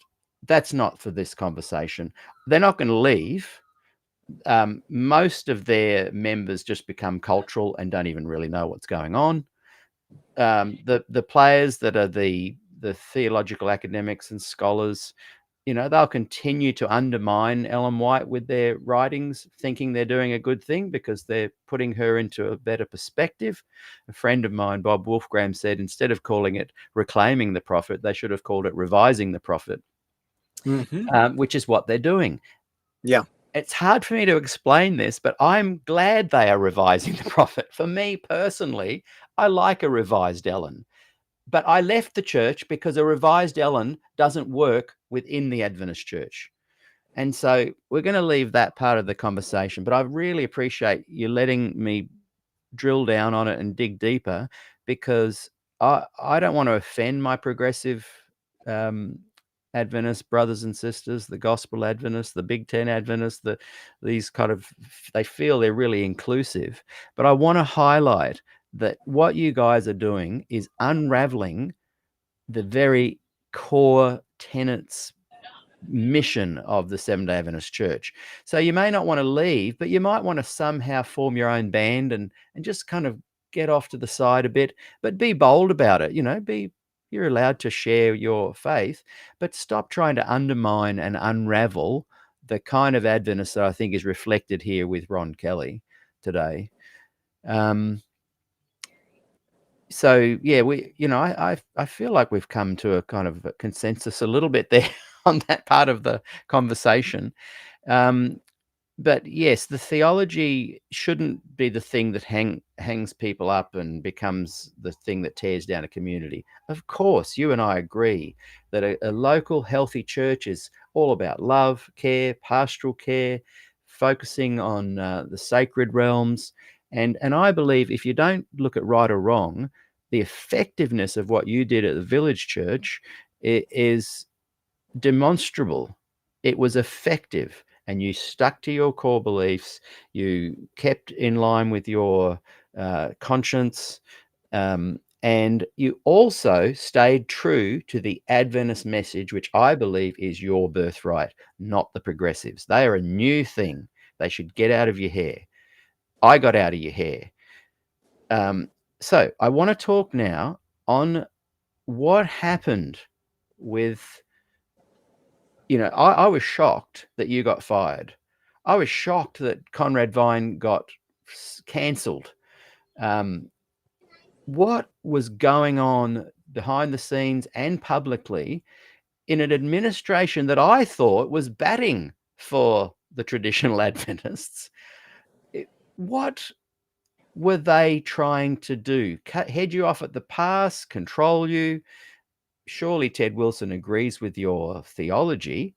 What was going on there? Why did you get fired? Is that too bold to ask a question like that? No, it's all right to ask. I mean, I was fired, and in the process of being fired, I became my firing became a global discussion. So it does Yeah. seem to me at some level that a little bit of post-operative dialogue about what happened would be reasonable. You know, my view of life is that you have a right to believe what you want to believe at some level because you're made in the image of God. You also have a stewardship of this life to honor God. So behind that premise, there is a awful lot of commitment to the idea of iron sharpening iron. And I don't want to be blind. I don't want to be, at the end of Matthew 7, you got a whole group of people who say, I prophesied in your name, I cast out demons in your name. And Jesus says, depart from me, you workers of lawlessness, I never knew you. So at the heart of my person is a commitment to what I believe is the philosophical foundational dynamic of people dialoguing and working through their different ideas to get to the truth. That can be hard when it comes to relational things. So I think effectively what happened with my firing is that the dynamics of the mandate and the statement and the culture we were in, there was a lot of fear thrust upon the world. In the midst of it all, I think there were a lot of people who said, this isn't right. It's not that I understand the vaccine. It's just that I understand bribing and coercing and all these different things. And I think a discussion should have gotten going about what religious liberty is, but the discussion did not get going. The only real place it got going in any large scale was at the village church. And in the process of that, then there was a bit of examination of the role of money, how it flows through the government, sometimes into our hospitals and churches and educational facilities. And now we're getting down to the brass tacks of how these support structures may be inadvertently and not by design, but negatively affecting the body. That discussion never had a relief valve on it. And what that means is that some of the things that were said got stronger and stronger. And eventually we end up at the Caribou Camp meeting, and Dr. Conrad makes a few statements about parachurches and holding churches accountable through financial withholding of the tithe. And that becomes the straw that breaks the camel's back, in the sense of we no longer want this man speaking unfettered. Now, my belief is that if we don't want him speaking unfettered, then let's examine what he's saying to see if it's right or wrong. Of course, the biological and scientific dynamics of the vaccine require some expertise, but the decisions that are made about my body and the theological components can be discussed without understanding all of that, and it's separate. Those conversations were never held, and for anybody that's done any home canning, you if your seal's good on the pressure cooker, eventually you drop the weight on the lid, and it brings it up to a certain amount of pressure. There is a little rubber grommet in the top of a pressure cooker that's designed to blow out if the pressure gets too high. In my opinion, that grommet blew out, and the ramifications were, I think, very negative for me personally, for my family, for my church family, for my conference, and for the world church. In effect, behind the scenes, the strength of the disagreements got stronger, and eventually there was the conference basically took a posture of refusing to cooperate on some of our other ministries in the church, and that became, to the minds of the board and the elders, a bridge too far. And I communicated that strongly, and it became a breaking point. And at the end of the day, we've had some dynamics that have been unnecessarily painful. I still think we're going to have to talk through it at some point in time, but whether that happens or not, I don't know. We're committed to lifting up Christ, but we do have family issues to work through, and this was one of them. And Conrad, in that sermon in Caribou, actually referenced to an Australian young man who was paralyzed. And I know that he felt a deepening sense of conviction that we were wounding people unnecessarily, because there were people out there that weren't prepared to lay down their jobs, and they also wanted to, they naturally wanted to comply and go along with. So at the end of the day, I believe my firing is a result of a lack of good problem solving. Yes, they, in the early 80s, a fax, you're the same age as me, so a fax went, you'll know the word fax, went around, and the division here said that George Burnside and Des Ford were not allowed to be invited to speak at the churches. Now, George Burnside was one of the CBs. He was one of the Concerned Brethren, one of the very conservative, huge evangelists in this part of the world.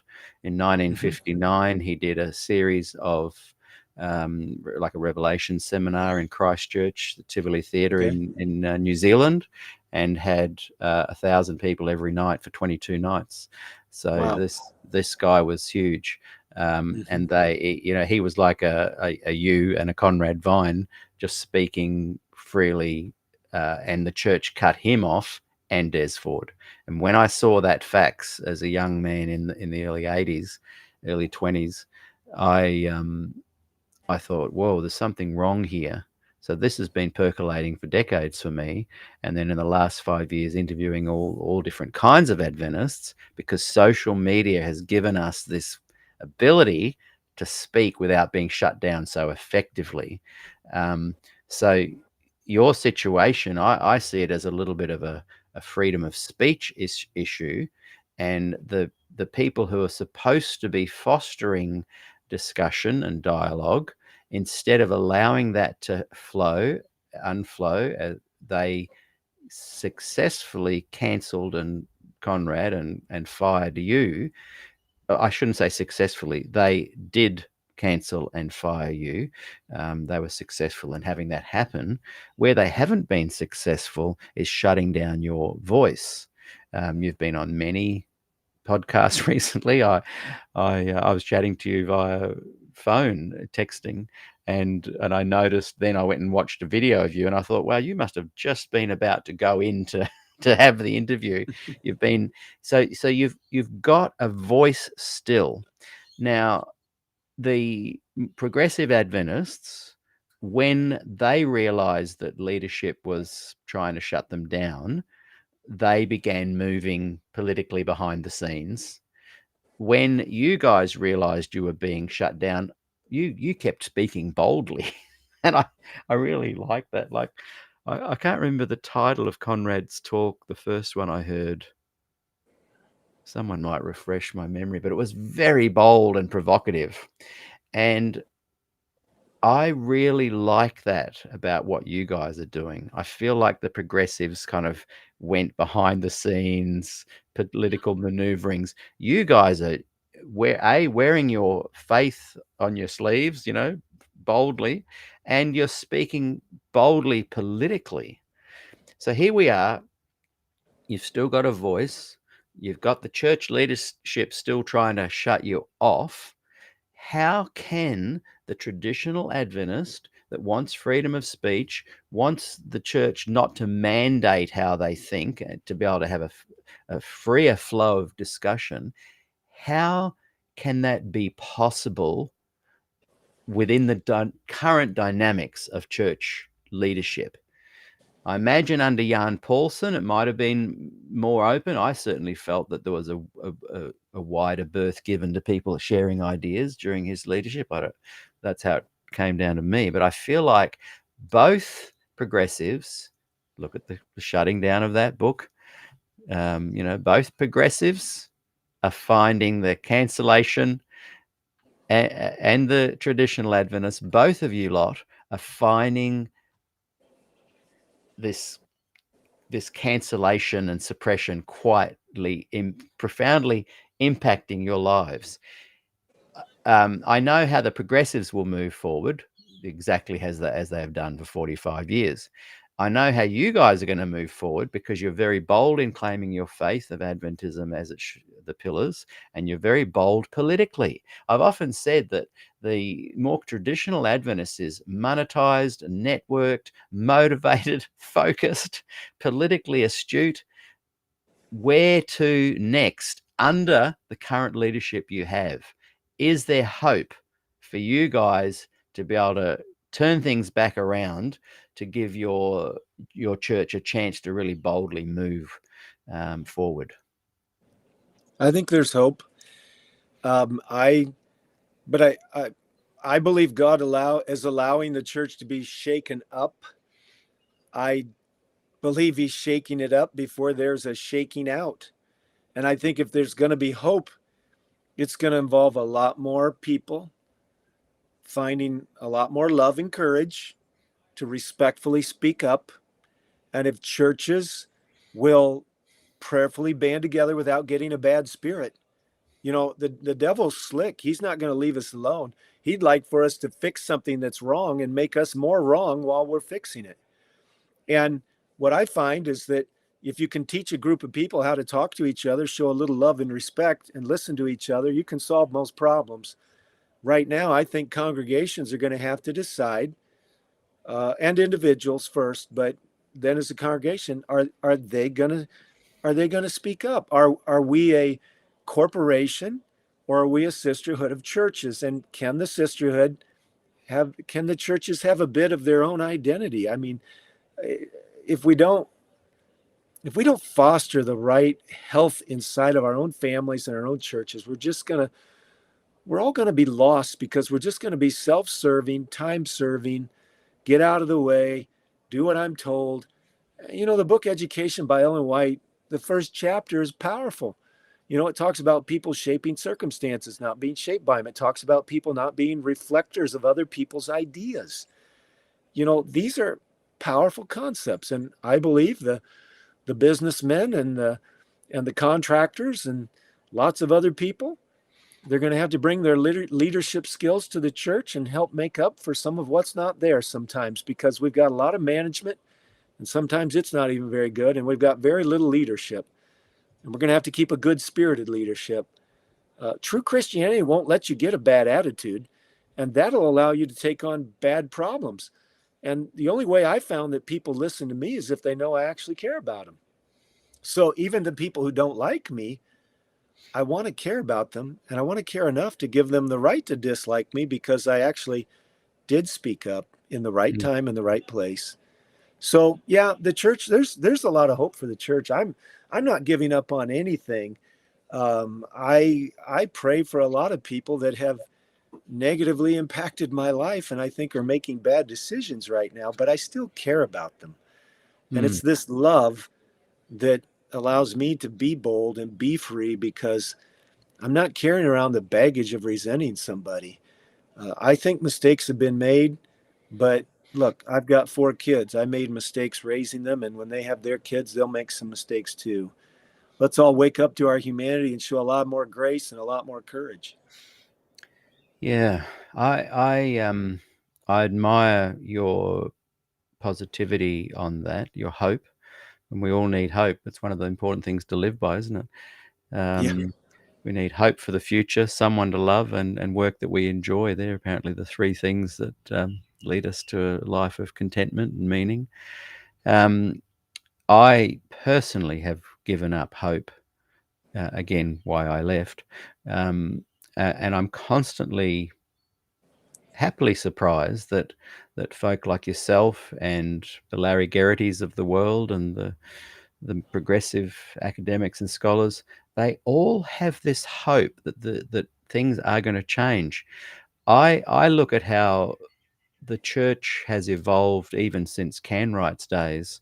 Whenever they have any kind of voice that speaks up a little bit differently, that voice becomes an independent or supporting ministry, they're calling some of them now, within the church, or they leave and set up a ministry. Your case is interesting because normally the supporting ministries, I guess Doug Batchelor might fall into that category, 3ABN perhaps, I don't know. The finance side of it makes it a bit murky, but we won't go there. Those that have a traditional Adventist view who remain in the church and start an independent ministry usually flourish quite well and have a voice. The liberal progressives who leave, Good News Good News Unlimited, the kind of the Des Ford movement that was an independent ministry, it flourished for a while, but eventually lost its impact.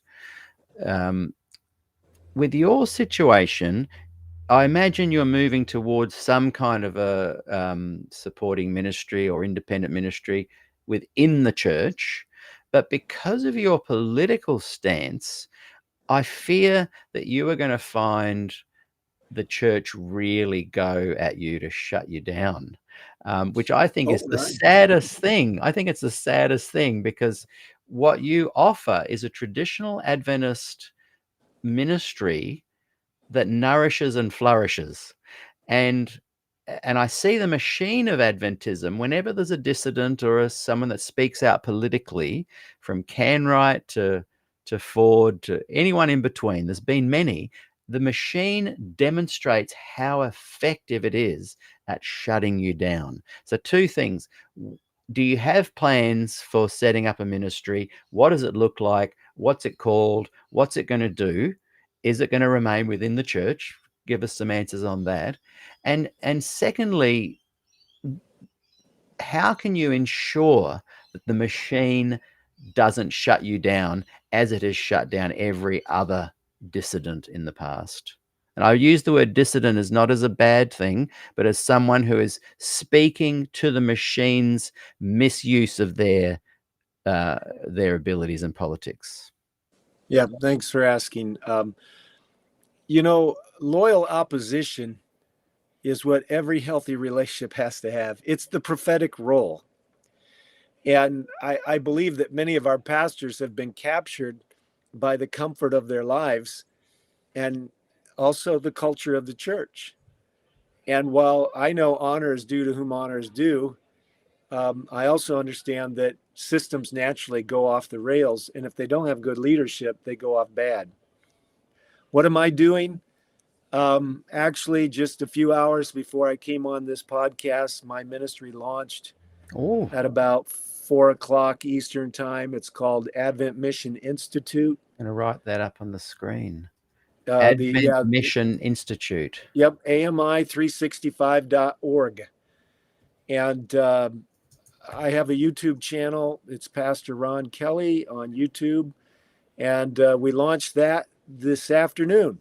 It's actually the 7-month anniversary of my saga of being called to the conference office beginning.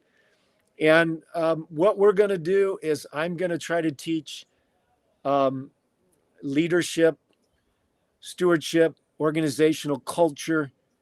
We're going to do educational work.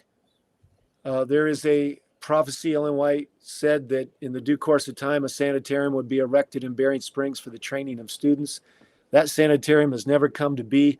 I believe the medical missionary work is the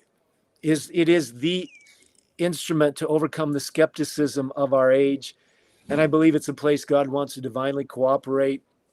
And so we'll have a small sanitarium, lifestyle retreat center. We're going to have a media center there and an event center. So we're getting ready to purchase 78. Yep, that's it. That's the animation. We're buying 78 acres of property. And we are going to emphasize how to develop a mission culture in your church. And I'm going to start something called the Institute for Church Renewal. A lot of people don't know the fundamentals of creating unity in a church, a team spirit, how to create bonded groups of people. So it's a broad vision. We're hoping to send a team, multiple teams, but training teams of doctors, pastors, organizers, and nurses out to actually use churches as 10-day lifestyle reset locations. We've seen some amazing things happen with this. So I actually believe it's time to rebirth a lot of what we were as Adventists. And if we do it beautifully and in the spirit. So here we go. We'll see what happens. I am a dyed-in-the-wool Adventist Christian. I'm not blind to the flaws of the church. I'm also very loyal. Some people don't think loyal enough. I'm not blind to its challenges. I'm always up for a good dialogue. But I do believe, enfeebled and defective as the church may be, it is the one object of Christ's supreme regard. And I see it as my duty both to protect it, promote it, develop it, challenge it, sometimes critique it. I'm a shepherd. And I feel like what happened with the statement on COVID inadvertently, I don't believe it was on purpose, very negatively affected the body. And it divided the base of traditional Adventism. Right now, what's different in Adventism is that a lot of exceptionally loyal people are disillusioned with what's going on. And that's new. There's always been people that are ready to critique and criticize. That's not been me. I've pastored for 37 years. For me to have to stand up and basically say, we're in trouble right now. This isn't going to work. It's not working, and we need to talk. That's my job. It's my role. I don't regret standing up. Here we are. I'm going forward. If I don't know what's going to come upon me, I'd invite people to pray for me. But I really believe the Adventist church with dedicated lay people becomes a force to be reckoned with, a small but mighty army, especially when filled with the Spirit. And I believe a lot of our mistakes is we've done everything half-baked and half-hearted. Nobody wants to join something mediocre, and something that's excellent is going to push against narratives, and it's going to be controversial. So I'd like to help revive the church. And I believe some of the revival can come in just reacquainting itself with basic organizational culture, what's leadership, etc. I love it. I want to encourage all those that consider, because we've got a big audience watching. The SDAQ&A is not an echo chamber. It's not just progressive Adventists. It's not just former Adventists. It's pretty much divided into those three categories. There's a lot of traditional Adventists watching, a lot of progressives, a lot of former Adventists, and I want to encourage all those who see themselves as falling into that traditional Adventist category to go and check out. I just, brought it up onto the screen there. It looks fabulous. I can tell immediately that you've got a great vision for the future for the Advent Mission Institute. I encourage everybody watching to go and check that out on ami365.org and support what Ron is doing there, because I believe that the church is definitely at the crossroads. I believe it has been there for at least 70 years, where there has been this conflict between the traditional and the progressive. But more importantly, there's been a weird thing of late where the leadership itself seems to be hindering the very traditional Adventists it claims to support. And I think only if the traditional Adventists can galvanize, gather, network, monetize, and support each other, I believe that you guys need at this time a lightning rod, and I believe the Advent Mission Institute is that lightning rod. And I would encourage all of you to go and check it out and support and stay connected with Ron Kelly and what he and his team are doing, because only then, I think, will your unique Adventist mission, the traditional Adventist collective of people that follow Ellen White and stick to the pillars, can actually flourish. Because really, I can't believe it. Like the leadership seems to be trying to shut you down. So I'm just encouraging you to gather together, and I think Advent Mission Institute should be at the very center of your focus. So go and check out Ron Kelly and his team there. And I think only good things can happen. And we're hoping and praying. Yeah. So it is really a big time of courage, and I know that I wasn't belaboring a point before, but I've really learned a lot from the conversation. And those friends of mine that are the gospel Adventists, the progressive Adventists, I keep, Ron, you'll laugh at this, but because they keep saying, that's not my Adventist, or don't call me that. That's no, I'm not a liberal. I'm not a progressive. I'm not a gospel Adventist. They don't like being categorized. Whereas I can say to a traditional Adventist and they go, yeah, I'm proud of that.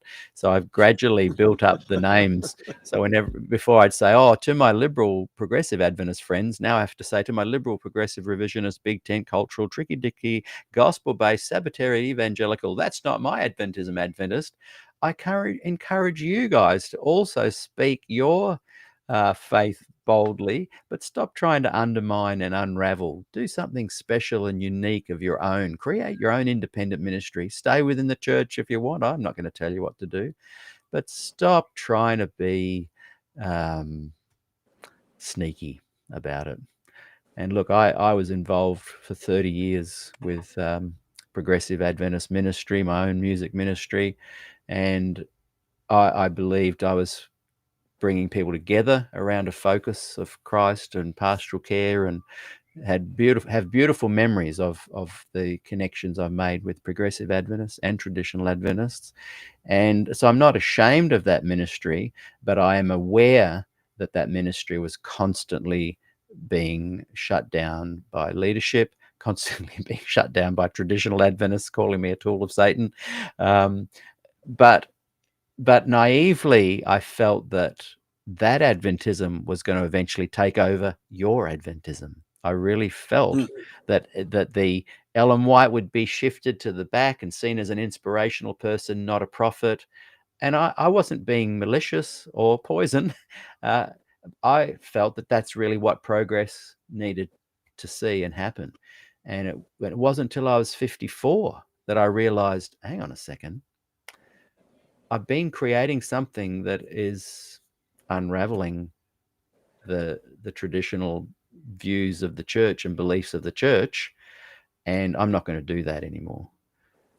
I wish there was a ministry like within the church at the time that I could have gone to that was a progressive one, but they're all having their little quiet behind the scenes Sabbath school meetings and promising that things are changing and doing all their little sneaky tactics. And I couldn't put my name to that either. So I'm just making a call to the progressive Adventists. Wake up, be bold, do something within the church, create something like Ron's done. In 7 months, he's done it. You guys have had 45 years of lulling and lolling around, all smug and righteous, self-righteous. But I want to get you to close with some thoughts on, you've outlined your ministry there, and I really love what you said, but just what you see as a vision for what Adventism could look like if leadership weren't so heavy-handed with their censorship and political shutting down of freedom of speech. What could Adventism look like? It's been trying for 70 years to look a certain way to the rest of the world. That's what I'm talking about. They've tried at questions on doctrine. They've failed to successfully create an impact on the world as what do people see when they look at Adventism? What would you like them to see? Since I left the church, I have a lot to do with, the secular community, other religions, and they think Adventist people are nice, but they then go, but wow, that religion is crazy. What would you like the world to see and think about when they look at Adventism?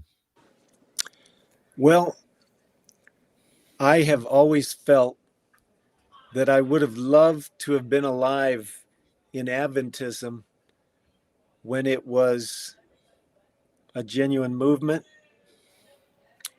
So many rigorous and vigorous characters, so completely committed. And those golden years, those halcyon days, whatever you want to call them, when thousands would flood to the meetings, it was controversial. I think, for all those years that we were called a sect or, a cult, bearing a badge of actually kind of carrying the cross, as it were, theologically for such unique beliefs.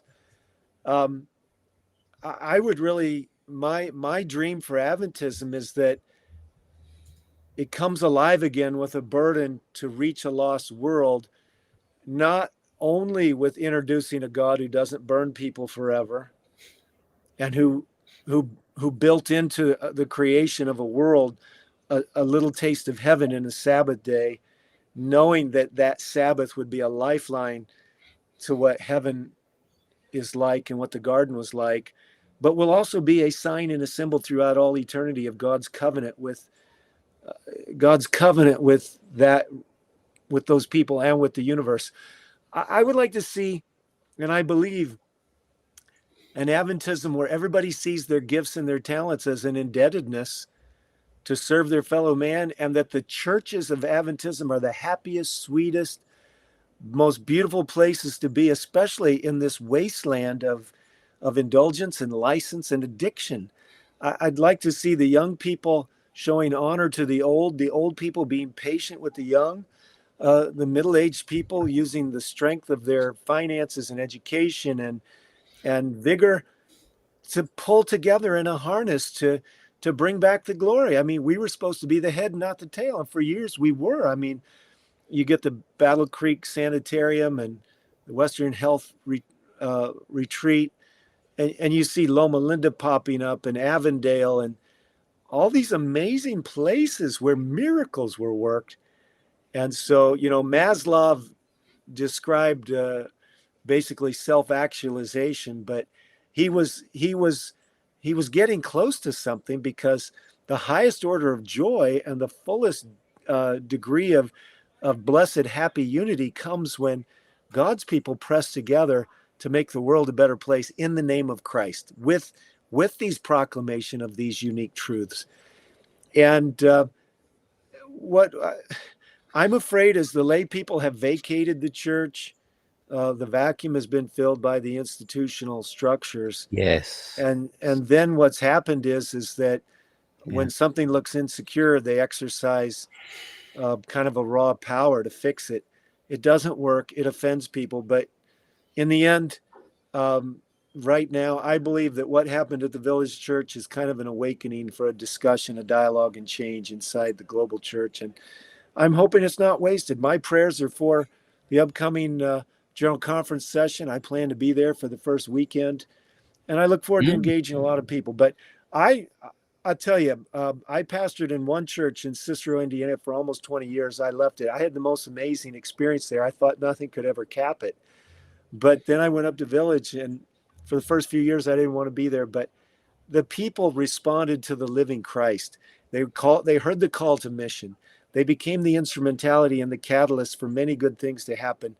And the joy of working with them, the true high level joy of seeing people grow and be patient and kind with each other and committed to each other. There's nothing like it. And I know the devil's afraid the church is going to come alive like this. And there was still lots of, we had no way achieved much of anything, but we were happy and pressing together to do something very good. And God was blessing it. So I have hopes. I love this church. I've been hurt by it, but I've hurt people, and I was hurt in my own family. So I'm not giving up on the best thing I've ever experienced. And I believe we're going to be the head, not the tail. And an amazing showdown's coming. And it's going to be the most exciting time it's going to test us and press us, but God's going to take us through. And I want to see the face of Jesus. He is coming in the clouds. And I'm inviting all of your audience to go on a journey of truth. Consider coming back and evaluating what's there and making it what it's supposed to be. We have wounded and hurt a lot of people, but those are aberrations of Adventism. They're not true Adventism. Yes, I love what you said there. On that last point, myself and many other formers are watching. Many of us actually weren't hurt. I know the stats in the church talk a lot about, you must have been hurt or something. I had a great time musically, both sides. Yeah, I was called a tool of Satan at least once a month, but and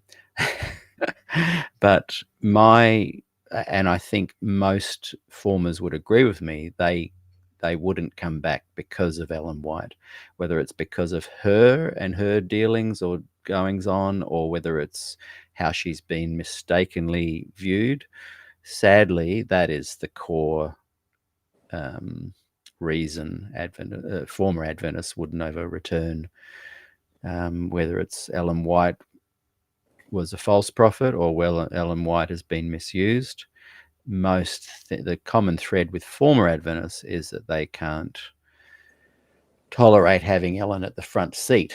But my point today is that if you are a traditional Adventist watching and you want Ellen White in the front seat, go and visit Advent Mission Institute. Stay in touch with what Ron Kelly is doing, because there's some big stuff happening. We're on the cusp of an incredible shift within Adventism. Ron, do you think that Ted Wilson will get back in, or one of his ilk? Do you think, is it Erton Kohler? How do you say his name? I got that a bit wrong, I think. Yeah, that's pretty close. Erton Kohler. I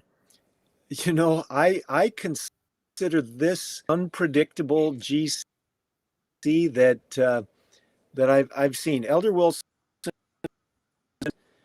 and at a time, it does seem to me like, considering where we're at, that we ought to have some really prayerful, deliberative discussions.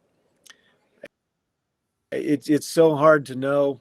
I think there are some who approach it like, I won't bother to say that. I am praying, and I believe that we ought to be prayerfully thinking about where we're at, and we need a leader that can have the hard conversations, does understand where the power bases are in the church, can do everything in his power to regain and get the respect of all different dynamics, and yet still does know where the boundaries are and knows how to draw lines. So I don't know. We're going to know in a few days what's going on there. Yeah. I'd invite everybody to pray. It does matter. Leadership is central, and so much of what Elder Wilson has done, I do appreciate. It does seem these last 5 years have been a bit challenged, and it just seems like we could never get to the place where we had a conversation. So I'm not wise enough to know who should be, and I don't know enough about it to know what might be, but it's a good question, Peter. It's a good Yeah. question. Time for a lot of lay people to get a bit more savvy on how the politics runs. I think the lay people are key. I think they need to. Very key. I think they come to a bit of a disadvantage at these events because they don't circle in the Adventist administrative milieu very much. No. But I'm hoping that they'll be kind but courageous, and that we'll have some really good dialogue and speeches, because if the lay people don't get involved, I'm afraid the institution is kind of it's kind of been captured in some sense by it's stifled. I don't. I love it. I believe in it, but after what happened with me, it appears that not very many people are well versed or courageous enough to maybe say or do something.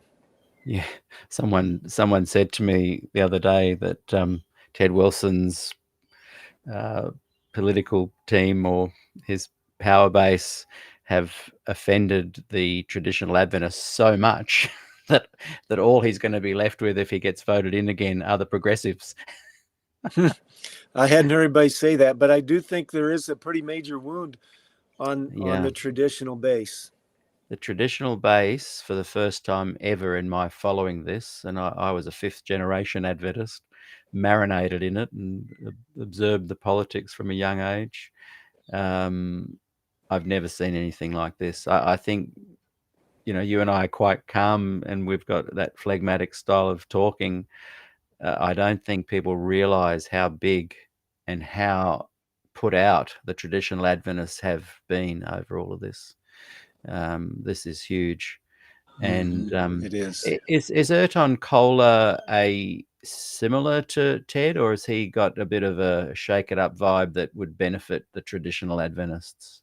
I've never met him, so all I know is what different people say, and unfortunately sometimes we're not as careful about what we say, and so I don't know him. And if he is to come in and follow Elder Wilson, let's pray that he's a man of principle and enough kindness, courage, and largeness of heart to lead wisely and yet lead boldly.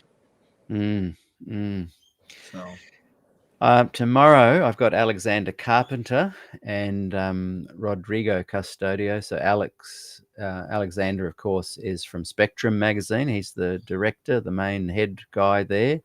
And Rodrigo is from Para Que Passamos. He's got a very, very popular Spanish or Portuguese, Brazilian channel, well over 100,000 people. He's often on the show here. Wow. One thing I hope that whatever happens, Adventist leadership can loosen its restrictive hold on people's freedom to speak. Rodrigo, who I just mentioned, he and I did 2 programs, 7 things a Seventh-day Adventist pastor won't answer publicly, and 7 more. We did a follow-up. So there's 14 questions that we want to ask Adventist pastors that are currently employed. And I know for a fact that every single traditional Adventist pastor happily answers those questions, but 0 of the progressive liberal Adventist pastors, of which there are many, they talk to me behind the scenes, 0 will come on and speak because they will lose their jobs. So we've got a climate where the liberal progressives don't speak freely. The traditionals will speak freely about what they believe the questions are pertaining to theology.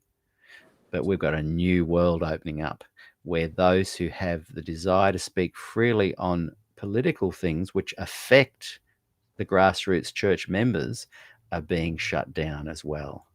So we're in some very interesting times. Is there Yes. anything else you wanted to add? I don't want to go without if there was something you wanted to add.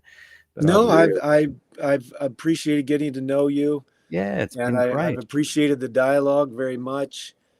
And I just would appeal to everybody. Let's make an earnest effort to be sincere and pursue truth. And it's not always easy, but it's worth it. Yes, I agree. The pursuit of truth, seek and you shall find. And I think if you place family and community and belief in the divine creator, all of those three in one, you can't go wrong. I've really appreciated chatting with you today. Yeah, you too. Thank you, Peter. Yeah, really enjoyed it. And again, just one last quick plug. Please go and check out at ami365.org, Advent Mission Institute, and you'll be able to really keep in touch with Ron and find out a lot about what happens next. Oh, as I was saying, Rodrigo and Alexander are coming on the show tomorrow. They're at the GC right now. Okay. Or they will be tomorrow. So they're going to be reporting from the ground, I hope. So thank you, everyone watching. Great to have you all here. We'll see you all again tomorrow. And Ron, I don't know if you'd be able to, but I would love to get you back in maybe 6 weeks and let's promote what you're doing a bit more, get more into what it is that you're doing instead of all my kind of backstory and political stuff. I want to find out more about what you're doing, and we can reflect on what's happened at GC. Be great to. Yeah, that would be interesting. Yeah, Sure, I'd be glad to do that, Peter. We'll text each other and keep the conversation going. Let's do it. Thanks, Ron. Let's Thank you. send up some love hearts and thank yous to Ron Kelly, everybody, and we'll see you all again soon. Thank you. Thank you.